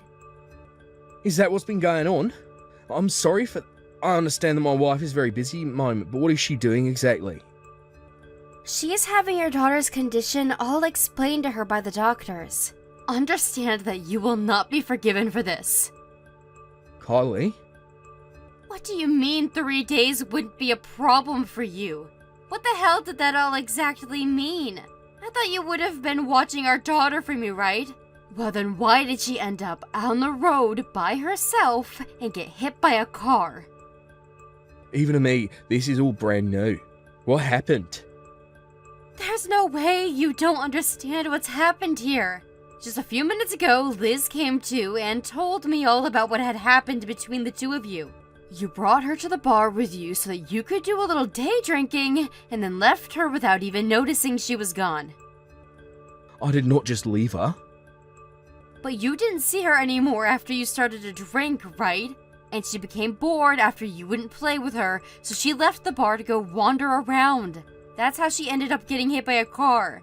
If you would have just done your dang job as a dad and watched your daughter responsibly, then none of this would be happening. Hold on. If you hadn't had brought her to the bar in the first place, this wouldn't have happened to her. Hold on a moment, Kylie. How badly is Liz injured right now? Is she going to be okay? She's gone back to sleep again. But besides telling you that, I'm not saying anything else about her condition. Why the hell not? Because to me, you've shown that you're not fit to be her father anymore. Honestly, you're not going to be her father ever again now. You don't have the ability to be one, so forget it. Please just tell me whether she's going to be okay or not. Why should I? Because I'm really worried about her. You are worried about Liz? It was because of your lack of worry that this happened to her. This is all your fault. I didn't think something like this would happen to her, though. Well, to start, can you tell me exactly what was going on inside your head? I want to know everything about why you'd go drinking now, to why you lied about where Liz was at. I just wanted to go out to my favourite bar and have a drink or two, some of my favourite cocktail. I had some free time on my hands, so I wanted to take advantage of it. But for the little bit I'd passed out at the bar, and during that time Liz must have left the place. You had free time? How could you have had any free time when you were tasked with watching over Liz for me? That's free time to me. She's able to play on her own now. For any normal parent, they'd use that time to be a friend to their kid and play along with them. I'm sure that even at home, you just let Liz play by herself while you went and do your own things, right? You really are the most useless father that ever walked the earth. Even if you worked a full-time job, there's nothing else you're good for in this family. Before you start telling me about having time to day drink and pass out at bars, maybe use it to take care of your family. I didn't mean to pass out at the bar, I just got really into those drinks. Normally I wouldn't drink as much as I did, and to be honest, I thought going out to the bar would have been nice to Liz as well. She'd be home all week. That's the whole reason I brought her along with me. Don't try and act as though you were thinking about her. All you wanted was to get drunk earlier in the day and not have to worry about your own daughter. You didn't plan on passing out at the bar? Well, of course not, because nobody plans on that. If you had wanted to be passed out at the bar for a while, then not only would you fail as a father, but also fail at being a decent human being. Just because you didn't plan on it doesn't mean you get to be forgiven for this. I'm sorry. I can see now that I'm not a great father. It was all my fault, but can you please forgive me for what happened today? I already told you that you won't be forgiven. Right now, I really regret with all my heart what has happened, and at the moment, I'm really worried about Liz. I really want to change the man I am and become someone that can help Liz.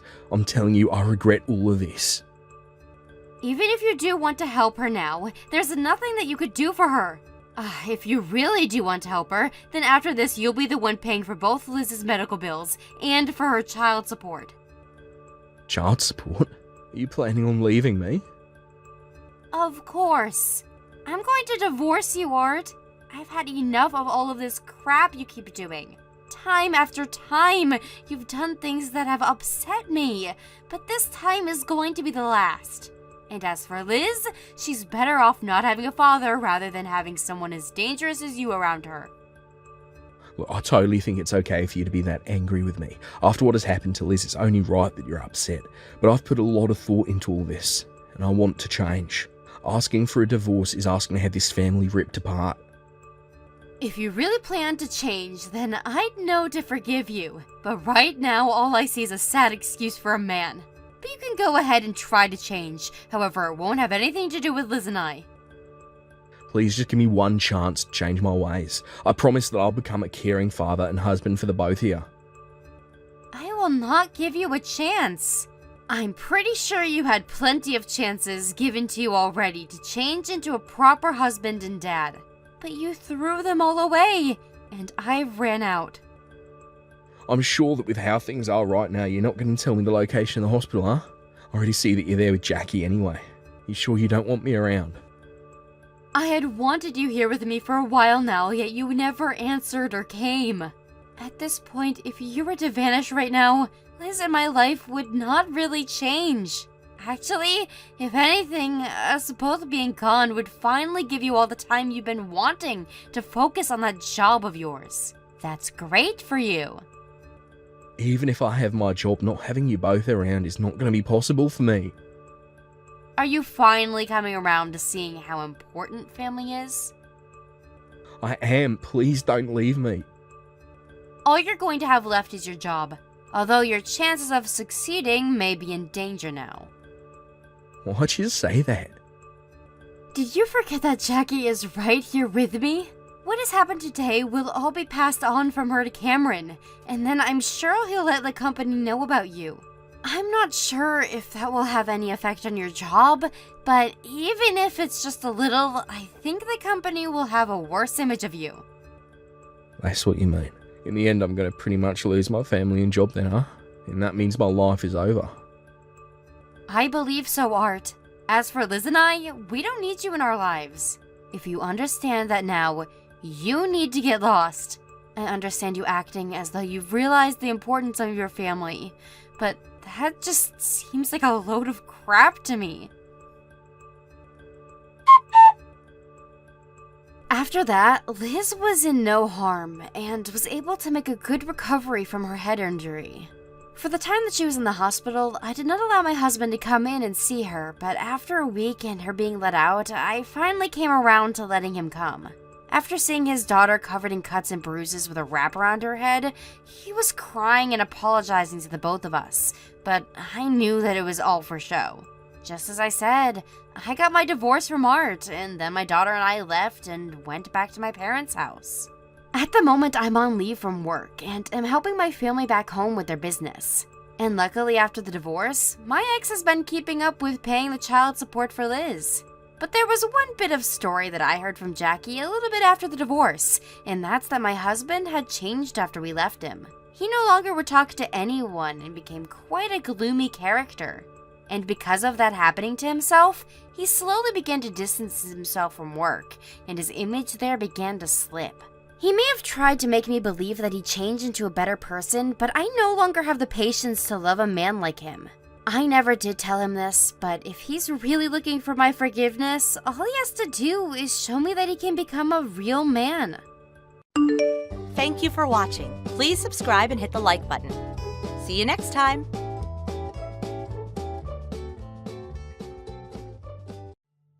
Are you there, little Miss Piggy? I've been reading all morning and my shoulders are so sore you wouldn't believe. Get over here and give me a shoulder massage immediately. Dana, what the hell? My name's Tegan, not Little Miss Piggy. Please stop calling me that. How many times do I have to say it? I can't help it, dear.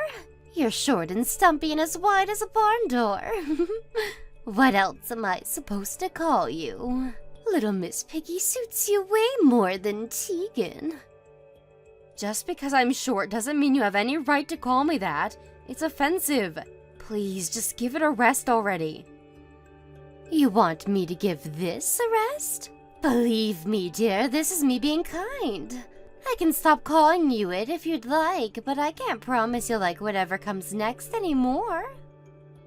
This is you being kind? How exactly did you work that one out? Actually, I'm being incredibly kind when you think about it. I only call you it when there's no one else around, do I not? I thought you might get embarrassed if other people heard, so I decided to keep it hush-hush out of the goodness of my heart. See, if that's not kindness, I don't know what is. That's not really what I was getting at. The fact you call me Little Miss Piggy in the first place alone is horrible and mean-spirited enough. I'll ask you again, please stop. My God, why do you have to be so selfish? It's your own fault for being a ham beast. If you've got time to whine at me, then you've got time to go on a diet and stop being a greasy lard ball. You know I'm right, don't you? Don't you, Little Miss Piggy? Stop calling me all this crap. You have no right to speak to me this way, Dana. Just because I married your son doesn't mean you get to abuse me. Your words, they hurt, you know. I need you to stop. Fine, whatever, princess. I wouldn't want to hurt your precious feelings. What a big whining crybaby. Anyway, where's my shoulder massage? Hurry up and get over here. You live next door, for crying out loud. What's taking you so long? Sorry, I'm out shopping right now. It's gonna take me a while. Shopping? Who on earth do you think you are going out at a time like this? Do you have any idea how stiff my shoulders are? What was the point in moving in next door to you if you're not even going to be around to give me massages on demand? You're the most useless person I've ever had the displeasure of meeting. I'm sorry. I'll let you off the hook just this once, but only if you come over the moment you get back and give me the most luxurious 3-hour massage ever received by anyone in the history of the human race. Don't forget your daily chores at my house still aren't done. The laundry's piling up, the trash needs taking out, and my kitchen needs scrubbing. Yes, I haven't forgotten. I'll be over as soon as I get back from shopping. If only your actual performance inspired as much confidence as your messages. You obviously aren't going to be able to move as quickly as us normal human beings, being as immense and blubbery as you are. I wish you'd start scheduling your days with that in mind. Or at least making more of an effort. Who knows, maybe if you jog back, you'll lose a few pounds. Don't tire yourself out too much for the housework, though. You've been calling me fat for ages now. But the thing is, you don't seem to realize I lost weight. Wow, really? Are you being serious? Because it doesn't look like it to me. Oh, I get it. You're probably just trying to defend your wounded pride. It's okay, dear. I've come to terms with your immense gelatinous form. You should be more accepting towards yourself, dear. Own your blubber. I'm not trying to defend anything. I genuinely lost weight. I've been dieting really hard for a while now. I'm not as slim as I was on our wedding day, but I'm getting there. This is more like the body I had when I was young. Even Henry said I started reminding him of the old me. Oh dear. Don't tell me you believed him. I'm creasing up here. You know how kind he is. He's obviously trying to make you feel better. That boy's too soft for his own good sometimes. I'm astonished you're too much of a dimwit to realize he's not being sincere. Even Kayla said so. Do you really think she'd call her own mom a big fat pig? Besides, she's in high school now. She's just trying to avoid hurting your feelings. There's nothing else for it, dear. I'll have to set you straight on your delusions, because it would appear you're hopelessly incapable of looking at yourself objectively. You really think so? Duh, obviously. Thank God I found out before things got out of hand. Things could have gotten real messy. Messy? How? Henry and Kayla being too considerate of your feelings could have led to your weight spiraling out of control. They think they're being kind, but all it does is enable your self-destructive behavior. They're too kind to tell the truth, which begs the question, is it really kindness at all? If the result is you swelling up to such a mammoth proportion that you end up diabetic, is it really kindness? Long story short, you absolutely must not believe a word they say. You really think so? I don't think so. I know so. One thing you're always guaranteed with me, dear, is honesty, and the honest truth is you're fat. I speak my mind, and as much as I understand it might sting sometimes, it's for your own good. It's such a shame I have to be twice as hard on you to undo their well-meaning sabotage. Perhaps if they weren't constantly walking on eggshells around you, things wouldn't be this way. It's time you started being more conscious of your weight, dear. Oopsie, that got a bit long-winded. Let me make it real simple for you. Hit the gym, fat ass. You can do it, little Miss Piggy. I believe in you. Dana, are you still awake? I need to speak to you about this weekend. Did you really have to message me at this time? I just got in bed. What the hell do you want? I'm sorry to message you so late, but me and Kayla decided to go out together this Saturday, which means I'm not going to be able to do my chores at your house. You think you can get by without me for one day? I figured it'd be best to let you know as early as possible. Who do you think you are? You will fulfill your housework duties as my daughter-in-law. Look, I'm sorry, but like I said, me and Kayla are gonna be out all day. So what? No, not so what. It's patently obvious what I meant. We're gonna be out all day, which means I can't do your housework. So I'm sorry, but please figure out a way to get it done by yourself. Good grief. Whatever am I going to do with you? I just let out the biggest sigh. This is why you'll always be a fat ass. What exactly is that supposed to mean? How does this have anything to do with my weight? It has everything to do with your weight. Use your brain for once, you blithering simpleton. Why do you think you tidy my house every day? You don't actually think it's because I'm incapable of doing housework myself, do you? Or because I want an easy life? Wait, it isn't? Of course it isn't. Good God, you seriously have no idea. You're even more dense than I thought. I'm so disappointed in you, little Miss Piggy. I'm sorry. Let me make this clear. I'm not making you do my housework. I'm granting you the privilege of doing my housework. Do you understand the difference? I'm sorry. I don't understand. To tell you the truth, I don't feel privileged at all. Nope, I'm drawing blanks. How can you be this much of a moron? It looks like it's not just your weight that's a disaster, little Miss Piggy. You also have bacon for brains. Actually, I take that back. They say pigs are quite intelligent. I don't want to insult them by comparing them to you. I'm sorry, Dana. I'm just not getting it. Would you mind explaining what you mean? I'm trying to help you diet. Diet? I thought we were talking about housework. Did the subject change without me noticing? No, it did not.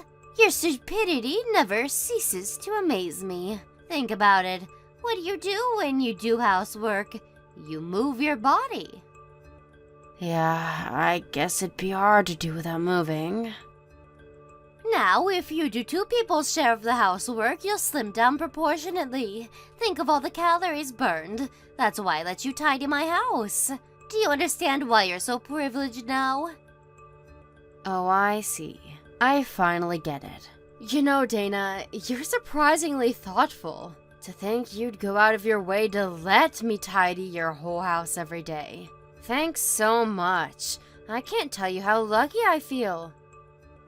Thank God for that. You finally get it. Now that that's out of the way, I'll hear nothing more of this no housework on Saturday nonsense. Remember, I'm only doing this for you, dear. Fine, understood. I'll do it. But even though I'm gonna do it, it's gonna be when I get home from my day out with Kayla. It'd be awkward for me to come home during the day. And we're leaving first thing in the morning, so I'll have to do it at night when I get back. That work for you? Are you sure you'll be able to do that? Handbeasts like you tire very easily, you know. I'm worried you won't have enough energy if you leave it too late. Yep, it's fine. Don't worry about that. Not a problem at all. If you're sure, I suppose it's fine by me. I hope you understand there'll be consequences if it doesn't get done. You do not want to get on my bad side, dear. Do I make myself clear? Jeez, I get it, Dana. I just said I'll do it, same as always. It'll just be a little later is all. I'm being very kind by catering to your selfishness here. It's only natural I'd want to make doubly sure you're true to your word. I'm not normally one to compromise, so you should feel very lucky. Do not disappoint me. What the hell's going on? Do you know what time it is? What's all the racket? It's 7 a.m. Keep it down, little Miss Piggy. Don't get overexcited just because you're going out with Kayla for the day. You're heavier than most people, so you should tread more carefully when you walk. Start being more considerate towards your neighbor. Little Miss Piggy? Who the hell do you think you are? Don't you dare speak to my mom like that. Aw, your mom? What are you talking about? Is this Tegan I'm speaking to? No, it's Kayla, your granddaughter. This can't be right. It says Tegan on my screen. Why would you be replying to me? Where is she? In the shower? Me and her are going out together today. Did you steal your mother's phone? You know you're not supposed to touch her thing, young lady. This is simply not an acceptable way to behave. She might be your mother, but you should still respect her boundaries. Right back at you, psycho. I just looked through your message history. I know how you've been treating my mom behind our backs now. You're like a different person when me and my dad aren't around. You think you can do and say whatever you like to her because you know she won't say anything back, don't you? Well, you're wrong. Kayla, who do you think you're speaking to, young lady? I'm your grandmother. How dare you call me a psycho? The only one crossing any lines here is you, and mark my words, there will be hell to pay for this. Do you seriously think this is any way to speak to me? Oh, no, you don't. You're not turning this back on me just because I'm calling you out for being horrible to my mom. You're as nice as pie to her when me and my dad are around, but when it's just you two, all you do is make fun of her. Little Miss Piggy, seriously? Are you 12 years old? You make me sick. You're gross, Grandma. Do not call your grandmother gross. Anyway, you're making a fundamental misunderstanding here. The reason I call your mother Little Miss Piggy isn't because I hate her. Oh, really? Then why do you? It's my pet name for her. Just a harmless bit of fun, that's all. Pet name? Like a nickname? Exactly. We do get along so well that we have nicknames for each other. Do you understand now, dear? So, Kayla, please. I need you to stop worrying about her. I'm sure you have enough on your plate with school and your friends to be wasting energy thinking about your problems your mother doesn't even have. You don't need to worry one bit. Things have never been better between us. Huh? Do you really mean that? You really think this is gonna fly? Like I said, I saw your entire chat history. Anyone with a brain could figure out what you've been doing to her. There were me and Dad thinking everything was fine and our family was pretty much normal. And there she was, gritting her teeth and tolerating you in silence for God knows how long. Don't be so dramatic. She wasn't tolerating anything. Tegan has a fantastic sense of humor. She knows it all. It's just jokes. I never had you down as this much of a worrier. If you genuinely think what you're doing to my mom is okay, then you need professional help. Why couldn't I just have a normal grandma? Kayla, please stop saying such hurtful things. If you insist on pushing me like this, I won't be held responsible for what happens.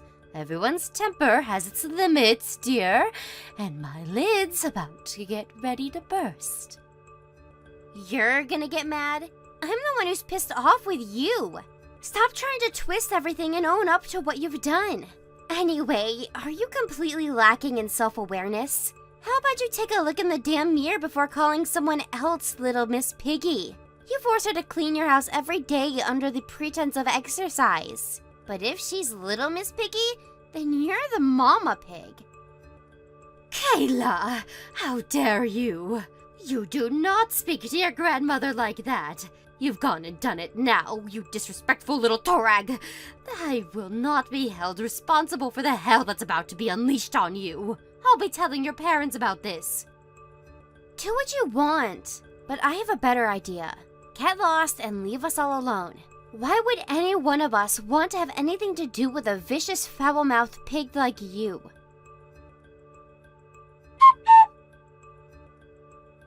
Little Miss Piggy, are you there? I know you read my messages.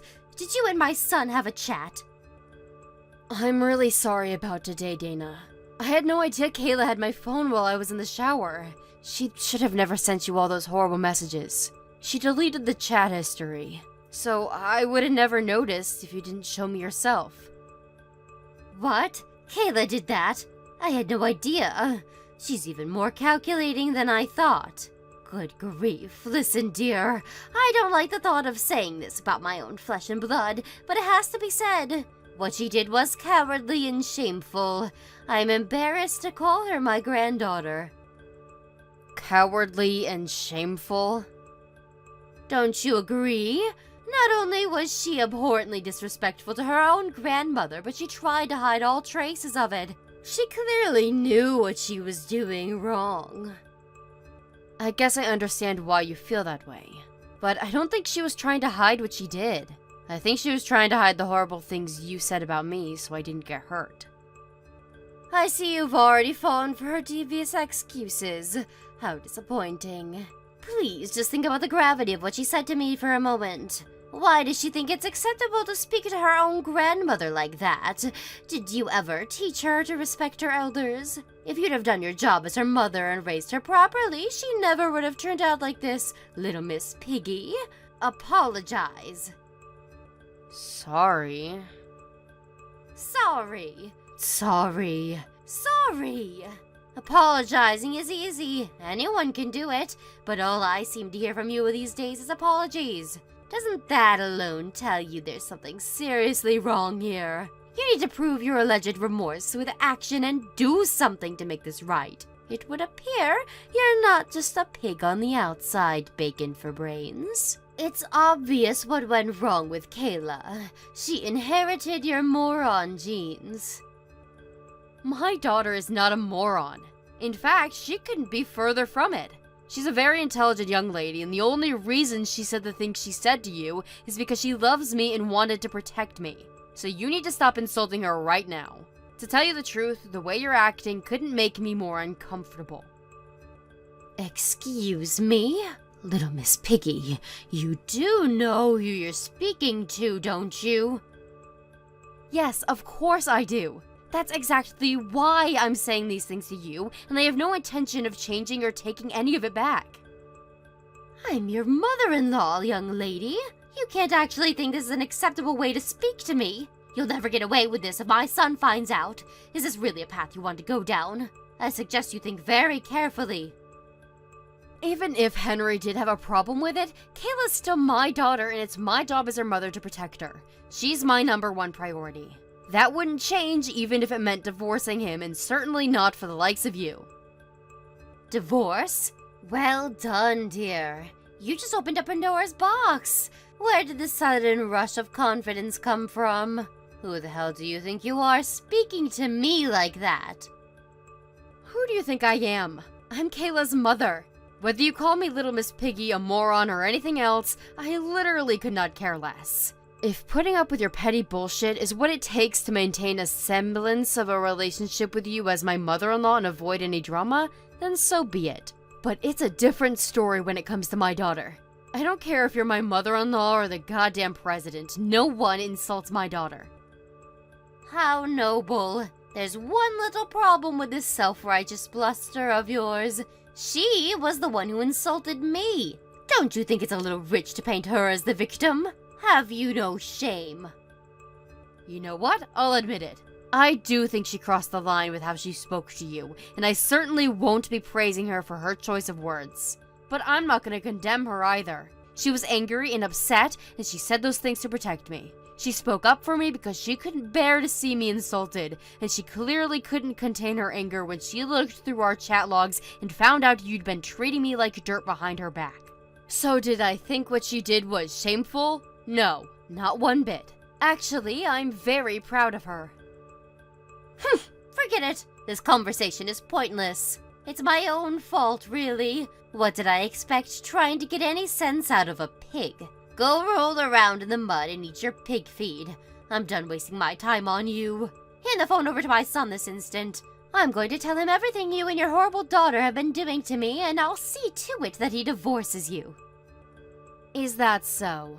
That's a shame.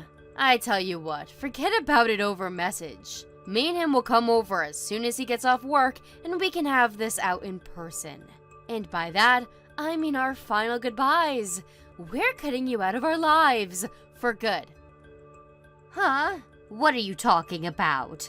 Cutting me out of your lives? What does that mean?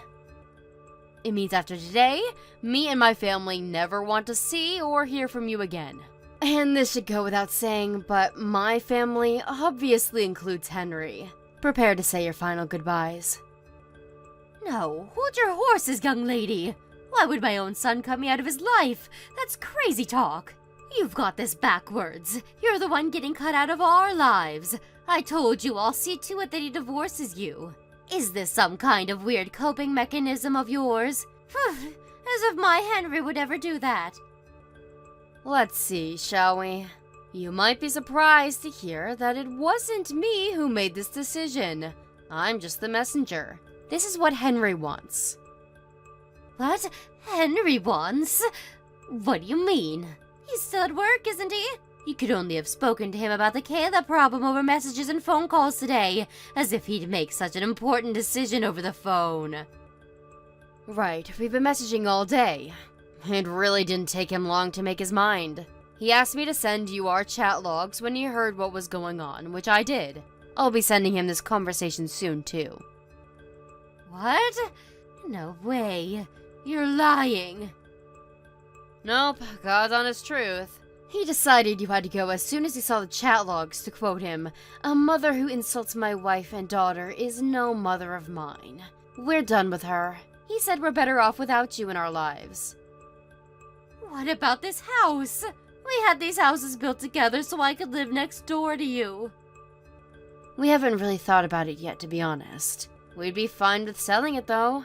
Or maybe we could rent it out to someone else. Actually, I think we could use the extra income with how the economy is. The benefits of getting rid of you just keep piling up. That said, it's still early days. We'll have to think on it some more, so make sure you stew in anxious despair about the uncertainty of your future while we do, okay? You will still have to leave ASAP, though. You're nothing but a stranger now, after all. Don't talk nonsense. I'd be between a rock and a hard place if you kicked me out. I have nowhere to go. I'd literally be on the streets or in some kind of hostel at best. This is too much shock for me to take in one go. Are you trying to give me a heart attack? You can't make my son disown me and kick me out of my house at the same time. I have no idea what I'd do if you went through with this. Not what you would do, Dana. What you will do. This isn't hypothetical. You're leaving. What you do next isn't our problem. No, please. Don't say such awful things. You should be thinking of ways to help me. I thought we had a special bond. Please. Surely there must be some way I don't have to end up totally screwed here. Maybe there is, but it's not our problem. And a special bond? Don't be ridiculous. You're gonna have to figure this one out on your own. What help could I possibly be? I'm just a stupid little piggy. Mommy Pig, being infinitely older and wiser than me, shouldn't have any issues coming up with a master plan to get herself out of this desperate mess she got herself into. Oink oink. I'm sure my mother-in-law would have loved if she could have come up with some kind of genius plan to turn things around and extricate herself from the enormous hole she dug herself into, but sadly for her, she was already far too deep. Just as promised, me and Henry went next door when he got back from work and formally announced her eviction from the house and from our lives. Naturally, Dana being Dana, she tried desperately to save her skin with excuse after excuse, but our patience with her was already beyond its limits, and her pleading fell on deaf ears. Henry had all the proof of her abuse he needed in the chat logs, so she was wasting her breath. If anything, her shameless begging combined with her complete inability to admit any wrongdoing just made him even angrier, and he gave her her marching orders, demanding she take all her things and be out of the house within a week. That said, she is an old woman, and we would have felt a tiny bit guilty making her homeless, so we decided to call Henry's aunt and asked if she'd take her in after explaining the circumstances that led us to a drastic decision. Henry's aunt, having grown up with Dana, knew just how difficult she could be, and being just as disgusted by we were by her behavior, agreed to take her in, but promised not to make her life easy. Last I heard, she's on a strict regimen of daily household chores. I tolerated her bullying for so long because I wanted a drama-free family life. But now I know I made the wrong decision. She doubled down on the abuse when she realized I wouldn't defend myself, which ultimately led to my daughter getting dragged into the whole mess and being hurt as a result. Lesson learned: never placate a bully. From now on, if I feel like someone's treating me unfairly, I'm just gonna tell them. I've learned that the more uncomfortable something makes you, the more important it is to be honest about it, no matter how difficult that discussion is. It's only on top of that foundation of openness that you can find true happiness. Thank you for watching. Please subscribe and hit the like button. See you next time.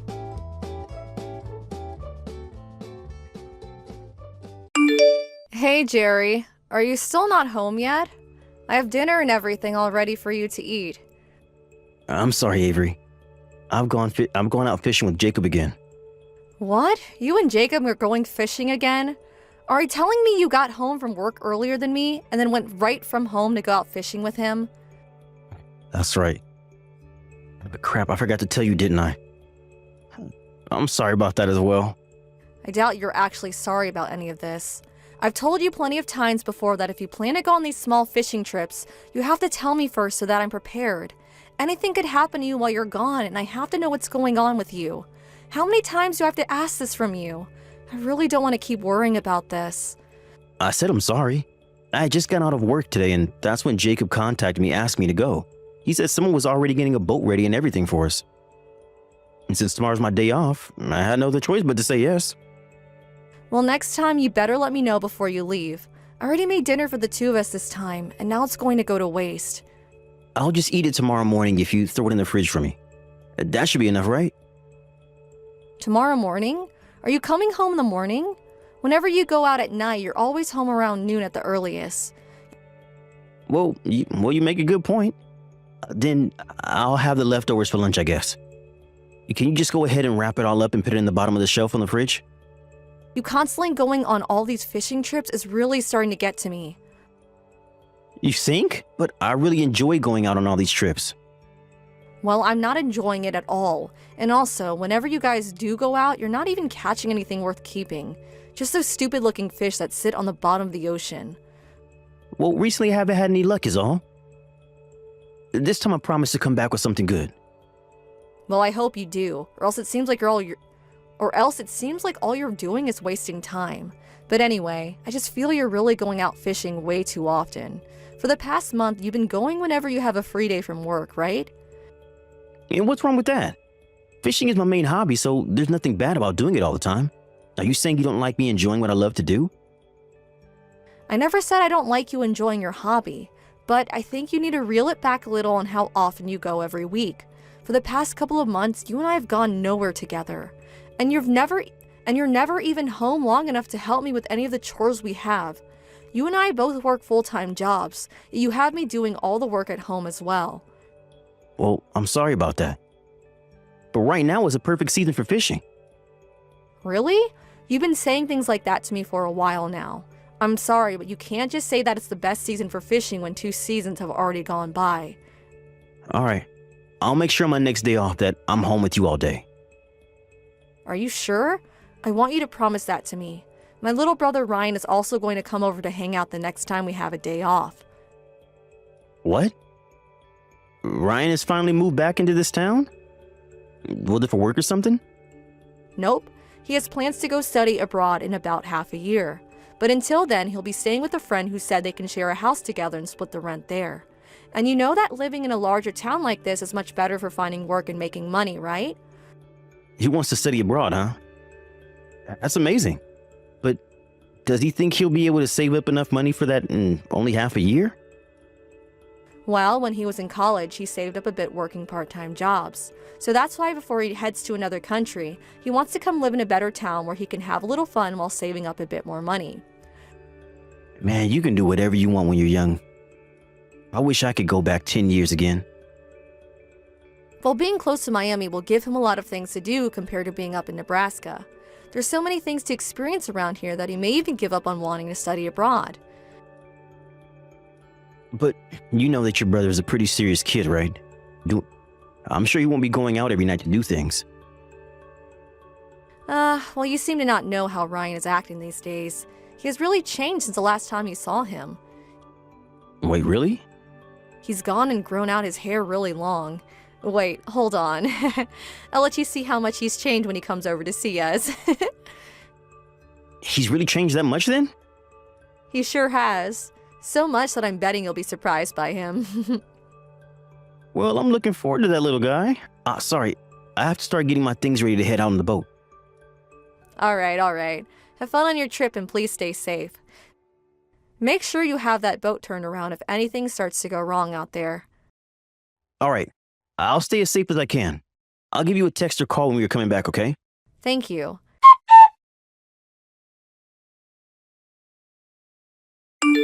Jerry, where are you right now? I'm home, actually. In our home? I'm sure you're not around here. Wait, are you saying you're home as well? You've already gotten home from work and everything? Yeah, I wasn't feeling too good today, and so I came home hoping that you'd come with me to go to the family doctor. Do you think you can get the car ready for me? I'm sorry. I'm going out fishing again today. Huh? You just told me that you were home today. We even made a promise to have dinner with each other tonight, right? Of course I still plan to have dinner with you later. I plan to be back home by the time you're ready for dinner. But until then, I decided that I'd stay out. Do you think you can drive yourself or maybe get an Uber? Last week when Ryan came to see us, you ended up going out fishing. And now today you've gone out fishing and broken yet another promise of ours? Do you think that since I was at work all day today, I wouldn't notice you being out of the house to fish? Well, I never meant to hide it from you or anything. But you've already broken so many of our promises. I told you so many times now that I want you to tell me when you go out fishing and where you're going, right? Could you please just shut up about that? Excuse me? Stop complaining about my hobbies. It's not your decision to choose what I do during the week with my free time. Why do you think I have to listen to what you want from me? And that's because for the longest time, you've been breaking promise after promise with me. And on top of that, you're barely even taking care of anything at home. And you never even make time to be with your own wife anymore. When I get home, I'll manage all of that. And if there's rain or bad weather during my days off, I'll make sure to spend it with you. What the hell? So you're saying that you'll only be home for me when it rains? We only have one day a week where we have the same day off. Well, it's going to become pretty rainy here as we get into summer, so we'll have lots more time together, I'm sure. And here in Florida, the rain can happen at any moment, but it's always on and off. You would never stay home if the rain only lasted 30 minutes, right? Oh, come on now, Avery. I'm a man of the sea and I have to be here whenever the weather permits. I'm getting so fed up with you right now. Even when I'm feeling under the weather, you'd rather go out fishing than come home to take care for me. Well, it'd take me a little bit of time to actually get home if I wanted to come back for you. There's nothing I can really do that'll please you right now. I bet if I started coming home right now, you could go to the doctor's and then be back home relaxing with the time it'd take me. But you should at least be worried enough about me to want to start making your way back. Well, I only just got to the water a little bit ago. That'd be really... Oh, whatever. I guess I'll stop talking to you about this then. And from now on, don't expect me to make any more promises with you. I'm sure that if you had any hobbies that you were really into, you'd understand how I feel about fishing. And if you start getting really pissed at me, you better not throw any of my fishing equipment away, okay? And if you were to ever do that to me, I think I might have to rethink our marriage. And I let everyone on Reddit know about my wife throwing out all my fishing rods. I would never do that to you. I have no idea why you think I'd ever do that. Well, you're the kind of woman that is always harping on me about my hobby. I am so not harping on you about it. I'm just asking that every week you're at least home one day so that you can help do the chores and we can go on a date or something. Don't act like I'm some kind of crazy maniac. Well, talking to you right now is driving me up the wall. You know what? I think I'm not going to make it home tonight. What? Why have you made that decision now? I think the two of us need a little time apart to calm down. And if you're really not feeling very well right now, there's no point in me coming home to be around you while you're sick. Now, goodbye. I'm going to start fishing now and I'm turning my phone off. Just take this time to stop thinking about stupid things and relax a little.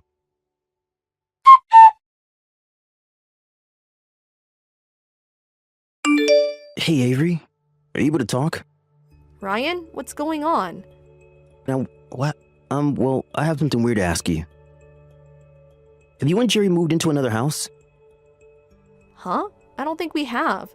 And actually, you were only just here at our place a week ago hanging out with me. If we were planning on moving, we would have told you about it and the house would have been getting packed up. And that's what I thought. So then what? What's happened? Well, I told you when I was over there that I started working as a delivery truck driver, right? Yeah. Well, during my shift, I just stopped at a house that needed me to drop a few packages off. And the man that came to the front door to sign for the packages looked a lot like Jerry to me. Huh?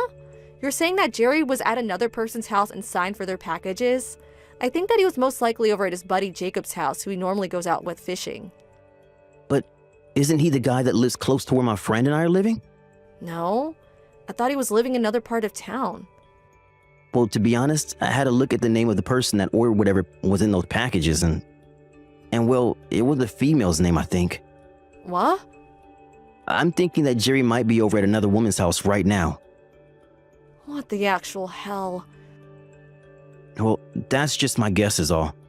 I'm sure that I could be very wrong about that. Do you have any idea where Jerry is at right now? Well, he told me that because today was his day off, he's out fishing again.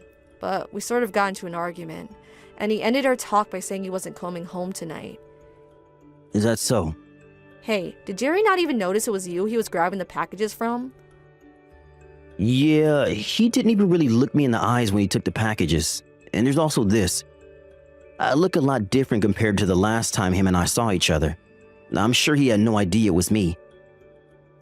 It's been around 3 years since the last time we met, right? I see. So he had no clue about you. Are you okay, Avery? I'm not. This is the worst. I already had to leave work early because I came down with something. And I'd asked him to come help me to the doctor's office to see what was wrong, and that's how our argument started. I'm sorry, Ryan, but I'm going to take a second to think about this. That's fine. If you have anything you want me to help you with, don't be afraid to ask. And like I said to you before, I might be wrong about all of this. Okay, alright, and that's okay. Thank you for telling me about this, Ryan. Today has been super rough for me, so let's talk again tomorrow, okay? Alright, I'll be waiting for you. Please take the rest of your time today to rest. If things only get worse for me, if things only get worse for you, let me know and I'll be over there as soon as I can. Thanks.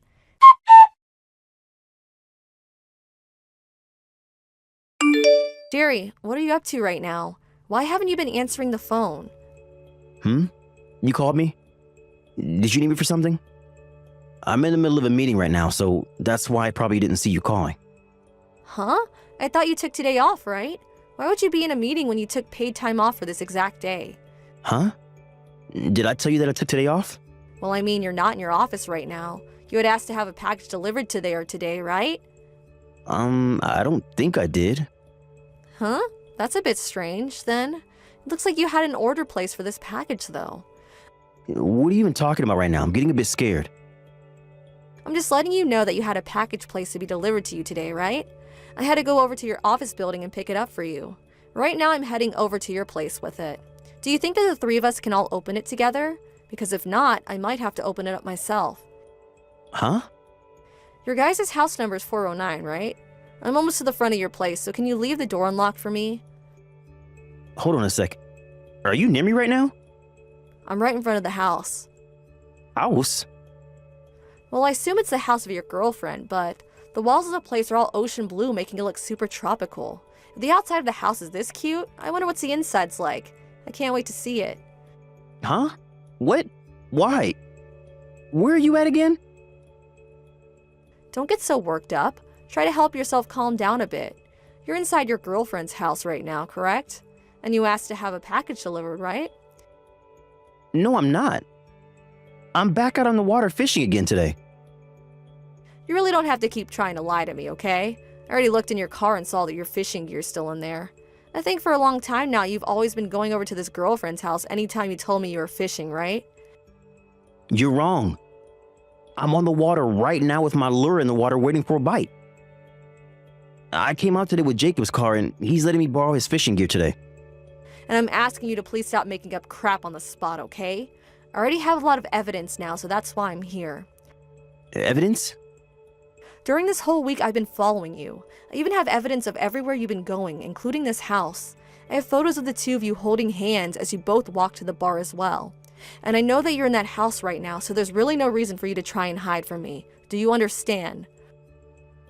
I'm sorry, So you're finally starting to accept reality. but this is just me having a little fun. We were just having a fling is all. I don't care what the two of you are doing. It has nothing to do with me, and that's the problem, right? You're having an affair with another woman, and that's not going to be changed by however you try and make me view it. This isn't an affair, though. I'm just cheating on you. I had just been feeling a little wild lately, and so I found her and we've been having a small fling. If you're married to someone and you decide to go out with another woman that's not your wife, that's an affair, right? And even if this was the only time you've been with her, it doesn't change anything. But I'm already well aware that you've come to this house 4 times now during this week alone. Seems that you care a whole lot more about her than your own wife. Why not just get married to her at this point? I'm telling you that you're wrong, Avery. She actually has been asking me to break up with you so she can become my wife, and threatened to break up with me if I stop coming over. That's why I have to keep coming back to her. She really has a hold on you then, huh? That's right. I'm scared of her, actually. And so I've had no other choice but to keep coming over here. Well, that must be so tough for you, huh? It was just supposed to be a one-time thing. You understand that I didn't want any of this, right? Nope, I don't understand you at all. What? I don't even care what reason you've given me at this point. And even if you are telling the truth about this, that still doesn't change the fact that you've had a relationship with another woman besides your wife. I'm sure things have been conflicted for you, but this is not a good enough reason for me to forgive you. I'm really sorry. I'm actually really freaking sorry. I'll leave her. I'll make sure to leave her right now. Oh, don't worry, you don't have to break up with her, because I already plan to divorce you, so you can go right ahead and continue this little fling the two of you have been having. But I don't want to get divorced from you. Well, I do. The only reason any of this happened between her and I because I was acting stupid. I should have never let myself continue coming back to her. Is that so? But you've been coming here 4 times just this week, so I'm having a hard time believing you right now. I'm really sorry, Avery. I promise to never ever lie to you about anything ever again. Do you really think I'll trust that promise of yours? You told me a boatload of lies now that I've had to dig through. But I'm saying that I'll never do that to you again. So can you stop trying to divorce me? Over and over again, you would cancel things between us to go fishing, as well as leave me doing all the housework. And worse than that, it wasn't even about fishing, but about you meeting with this woman to have fun in bed. I don't know about you, but I have no desire of ever staying with a man like you. You can't expect me to want you still. Well, I'm telling you that I was just being an idiot for doing all that. And honestly, I never wanted you to know about any of this, and that's why I said I was fishing with Jacob. You're saying that like you were trying to do the right thing. It still doesn't even give you a pass for not being home with me and helping to do the chores. I'm sure you see it that way, but... Hell, the one time I asked you to come home and help me to go to the doctor's office, you were with that woman, weren't you? You tried to use fishing to hide the fact that you were with her. But even if you were actually fishing, the real problem is that you never cared enough about me to come home in the first place. Well, actually, I really was out fishing that day. I really was worried about you and everything as well. And here we go again with the lies. See? This is why I literally cannot trust you anymore. I'll have you know that on that day, Ryan was at this house and he told me everything. He started by asking me if I had moved into a new house. But then when I said we hadn't moved, he told me you grabbed some packages from him. Huh? You never did get to meet my brother after so many years, right?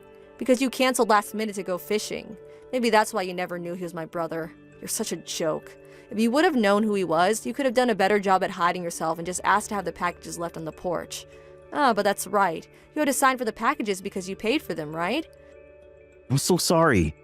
It's too late now to be apologizing to me. I'm looking forward to you signing the divorce papers for me, okay? And one last thing. Make sure to let your girlfriend know that I'll also be asking for a settlement from her as well. Hold on, Avery. I really don't want to leave you. You're the only woman for me. Even though you're trying to save yourself now, I told you that you never once showed me that you actually cared for me as your wife. I've been unhappy with you for far too long now. You never even wanted to take time away from your hobby to be with the person you said you loved. I really did feel bad when you said I was complaining about your hobby, because I liked knowing that you were having fun. But at the same time, you were never home for me, and that was driving me crazy. You're the only woman for me. You're the only woman for me. I have no reason to. You never wanted me to know about your affair, so you constantly lied to me about everything. We were never meant to be together, it seems, because unlike me, you only cared about yourself. Well, don't worry, because I won't be around anymore to harp on you about enjoying yourself and that other woman. Now go ahead and get back to your self-centered life of fooling around and fishing.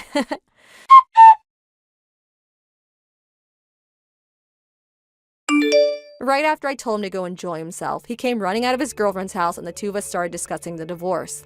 He continued to tell me that he didn't want to get a divorce, but I made it very clear that I wasn't changing my mind, so he signed the papers for me, and I went and handed them in. I later learned that Jerry found that woman on a dating app, and that they really didn't seem to have a serious relationship. But in my case, it being serious or not didn't matter.